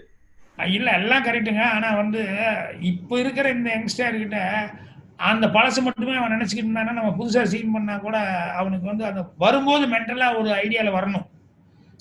சார் இப்படி சொல்லிட்டீங்க, வாஷிங்டன் ரிட்ரீவரா ஒரு படத்துல வரீங்க, ஒரு நியூ ஜானர்ல எடுத்து வந்தா நான் நடிக்கிறது வேற. இப்ப ஒரு டாக்டர் எக்ஸாம்பிள் சொல்றேன். டாக்டர்கிட்ட ஒருத்த போனோடனே அவனுக்கு அது என்னென்னமோ மருந்து கொடுத்தாரு, அது சரியா வரல. அப்புறம் வந்து இன்னொருத்தர்கிட்ட போனா அவர் எங்க போயிட்டு இருந்தீங்க என்னன்னா கேட்டாரு. அதுக்கப்புறம் வந்து அவர் ஒரு மருந்து கொடுத்தாரு, வேற மாத்தி தர்றேன் அப்படின்னு சொல்லிட்டு. அவன் ஒண்ணுமே மாத்தி தரல. இவனுக்கு சைக்காலஜிக்கலா இந்த ஆள் வயசான ஆளு, இவர் கொடுக்குற மருந்து சரியா வருமா நீ நினைச்சிட்டு இருந்தான் ஒழிய, அவன் வந்து அவர் என்ன கொடுத்தா அது கரெக்ட் மருந்து தானே அப்படின்னு சொல்லிட்டு இவன் இது இல்லை இது அப்படின்னு சொல்லிட்டு வேற கம்பெனி இருக்கும்போது அந்த மாதிரி ஒன்ன கொடுத்துட்டான். சரியா போச்சுன்னு இப்ப பேர் அவருக்கு வந்துருச்சு. இதுதான் யங்ஸ்டர் இன்னைக்கு அவங்க வேற மாதிரி இருக்காங்க, அவங்க லெவலே வேற மாதிரி இருக்கு அப்படின்னு. அந்த மாதிரி சிலரெல்லாம் அவங்க வந்து மென்டலி அவங்க எப்படி ப்ரிப்பேர் ஆகுறாங்க அப்படிங்கிறது ஒண்ணு இல்லையா, அந்த மாதிரிதான். ரைட் சார், அன்பிலீவபிளா இருந்திருக்கு சார். இந்த மாதிரி ஒரு கான்வர்சேஷன் கண்ணை திறந்துன்னு சொல்லுவாங்க, டைம் போனது அப்படிங்கிறது சுத்தமா தெரியவே இல்லை. பட் உங்களை விடுறதுக்கு முன்னாடி எனக்கு ஒண்ணு மட்டும் தெரிஞ்சுக்க ஆசை சார். இப்ப பாக்யராஜ் சார் அப்படின்னா யாரு? ரைட்டரா, டைரக்டரா, ஹீரோவா, இல்ல ஒரு நல்ல மனுஷனா, இல்ல ஒரு நகைச்சுவையை விரும்புற ஒரு சராசரி மனுஷன் இதெல்லாம் பண்ணதான்? நான் ஒரு மாமூலான ஒரு ஹியூமன் பீயிங் தான். என்னன்னா வேற எதுவுமே கிடையாது. எனக்கு ஏதாவது சிலதெல்லாம் வந்திருக்கு அப்படின்னு சொல்லி சொன்னோம்னா, இது வந்து நான் சொன்னேன், சொல்லிக் கொடுத்த வாத்தியார்கள், ஒருத்தனுடைய சர்க்கம்ஸ்டன்ஸ் அவன் எப்படி இருக்கான் அப்படிங்கிறது அந்த சர்க்கம்ஸ்டன்ஸ்ல அவன் கத்துக்கிட்டது, சொல்லிக் கொடுத்த வாத்தியாருக்கு கத்துக்கிட்டது, இப்படியெல்லாம் வந்து இதெல்லாம் அனுபவம் தான் வந்து என்னை வந்து இந்த மாதிரி ஒரு பரிணாமத்துக்கு கொண்டு வந்துருக்குது. அதனால வந்து இது எதையுமே நான் வந்து யாருக்குமே அசிஸ்டன்ட்னு இல்லை, யாருக்கிட்டையுமே மறைக்க விரும்புறது இல்லை. இதுதான் லைஃப்ல எக்ஸ்பீரியன்ஸ் அப்படின்னு சொல்லி சொன்னோம்னா, அவன் இதை வச்சுக்கிட்டு அவனுக்கு வந்து அவனுக்கு ஏதாவது அவன் கொஞ்சமாவது பெட்டரா வர்றதுக்கான வாய்ப்புகள் இருக்குமா அப்படிங்கிறதுனால எதையுமே மறைக்காம. இல்லை அந்த காலத்துல சொல்லுவாங்க, நாட்டு வைத்தியம் சொல்லிக் கொடுக்க மாட்டாரு சில விஷயம் அப்படின்னு சொல்லுவாரு. ஏன்னா அவங்க பையனுக்கு இருக்கட்டும் அது இருக்கட்டும் இருக்குன்னு நினைப்பாங்க. நான் அதனால புஸ்தகம் எழுதும்போது கூட அந்த வாங்க சினிமா பற்றி எழுதலாம் புஸ்தகம் எழுதினேன். ஏன்னா மார்க்கெட்ல இருக்கும்போது அதை எழுதுனா தான் அதை வந்து எடுத்து படிப்பான். இவரே மார்க்கெட்ல இவரு போய் என்னத்தை வாங்க சினிமா பத்தி பேசலாம்னு சொல்லிட்டு விட்டுருவானேன்னு சொல்லிட்டு மார்க்கெட்ல இருந்து நிறைய படம் பண்ணிட்டு இருக்கிற நேரத்திலேயே மெனக்கெட்டு அதையெல்லாம் அந்த வேலைக்கு நடுவில் இதை வந்து பாக்யாவை ஆரம்பிச்சு பாக்யா மூலமா வந்து நிறைய இது எழுதினேன். அதே மாதிரி இந்த வாங்க சினிமா பற்றி பேசலாம் எல்லாம் எழுதினேன். ஏன்னா காலம் கிடந்து பண்ணோன்னு வச்சுக்கோங்களேன். இந்த பேரில எல்லாம் நான் எழுதுனேன்னா ஏன்னு இவர் சும்மா தான் உட்காந்துருக்காரு, நடுவில் ஒன்றும் படம் வர காணுமே அப்படிதான் நினைப்பான். ஆனா நல்லா படங்கள் பண்ணிட்டு இருக்கும்போது ஒரு தடவை அதான் சொன்னாரு, இந்த சொக்கத்தங்கம்னு ஒரு படம் விஜயகாந்த் வச்சு பண்ணேன். அந்த படம் வந்து அவரு யாரு நம்ம டி ராஜேந்தர் டிஆர் வந்து அவரு சொல்றாரு எங்கேயோ ஒரு டிவி பேட்டிங்ல, என்னன்னா இது கூட தில்னு ஒரு படம் வந்தது, எல்லாரும் அதை பத்தி பேசினாங்க, அதை விட 8 நாள் 10 நாள் அதிகமா போயிருக்கு, அதை விட கலெக்ஷன் அதிகமா இருக்கு, இது ஏன் இந்த படத்தை பத்தி யாருமே பேச மாட்டேங்க எனக்கு தெரியல, நான் ஒரு டிஸ்ட்ரிபியூட்டரா தியேட்டருக்காரனா எனக்கு நல்லா தெரியும், இது ஏன் இப்படி இருக்கடிப்பாச்சு அப்படின்னு சொல்லும் போதுதான் ஓ அப்படியா அப்படின்னு எனக்கே அது ஒரு மெசேஜ் மாதிரி தான் தெரிஞ்சு. எனக்கு தெரியும் நல்ல படம்னு. ஆனா கமர்ஷியலா அது எந்த அளவுக்கு போச்சு என்ன ஆச்சு அப்படிங்கறதெல்லாம் வந்து எனக்கு இந்த மாதிரி மற்றவங்க சொல்லும் போதுதான் தெரியுது. அப்ப அது வந்து ஜனங்கிட்ட அந்த அளவுக்கு ரீச் இல்லாம அதை போயிருக்க முடியுமா? காலகட்டங்கள் சார், அதுல ஒன்றும் சந்தேகமே இல்லை. பட் என்ன மாதிரி ஒரு ஆளுக்கும் நிறைய பேர், அதாவது வந்து லிவிங் இந்த 90s 80s 70s அதுக்கு முன்னாடி அந்த டைம்ல இருந்து வந்தவங்களுக்குலாம் நீங்க ஒரு ஐடென்டிட்டி சார். சாதாரணமா ஒரு கேரக்டர் ஆர்டிஸ்டாவோ இல்ல ஒரு ஹீரோவாலாம் தாண்டி நீங்க வந்து சினிமாவும் நீங்களும் அப்படியே கை சேர்ந்து போனீங்க அந்த டைம்ல. எனக்கெல்லாம் எக்கச்சக்க படம் கேடிவி சன் டிவில வச்சு ரிப்பீட்ல பாத்துருக்கேன் உங்க படத்தெல்லாம். Thank you for giving us such great moments. And இந்த ஷோல நீங்க பேசினதெல்லாம் வந்து பயங்கரமான learning. Thank you so much sir. ரொம்ப சந்தோஷம். உங்களால வந்து நீங்க கேட்ட கேள்விகள் அதுக்கு தகுந்த மாதிரி எனக்கு அவுட்புட் சொல்றதுக்கு வந்து சௌகரியமா இருந்தது நிறைய விஷயங்கள். ஏன்னா வழக்கம் போல நீங்க முதல் படம் என்ன, அது என்ன, இது என்னன்னு கேட்டு ஐயோ அப்படின்னு சொல்லிட்டு அந்த மாதிரிலாம் இல்லாம எங்கேயோ வேற மாதிரி ஆரம்பிச்சு வேற மாதிரி போய் அதே நேரத்துல வந்து என்னென்ன கேட்கணுமோ அதெல்லாம் வந்து ரொம்ப பாயிண்டா கேட்டீங்க. அதனால எனக்கு வந்து சொல்றதுக்கும் ரொம்ப கேள்வி எல்லாம் ப்ரிப்பேர் பண்ணி கேக்குறது கிடையாது சார். எனக்கு நான் ஜெனரலா இன்டர்வியூ பண்றேன்னா ப்ராப்பரா எனக்கு சொன்னாப்ல. அப்புறம் இல்ல இது ஃப்ரீயா ஜாலியா பேசுறது அப்படின்னா ஓகேப்பா அப்படின்னு சொல்லிட்டு சொன்னேன். அது சொன்ன மாதிரி என்ஜாய் பண்ணேன் சார். பயங்கரமா இருந்தது. எஸ்பெஷலி நீங்க அந்த குளத்துக்குள்ள மேட்டுப்பாளையத்து கதை சொன்னீங்க, ரொம்ப என்ஜாய் பண்ணேன். ரியல் லைஃப்ல அந்த மாதிரி ஸ்டோரிஸ் நிறைய இருக்கு இல்ல.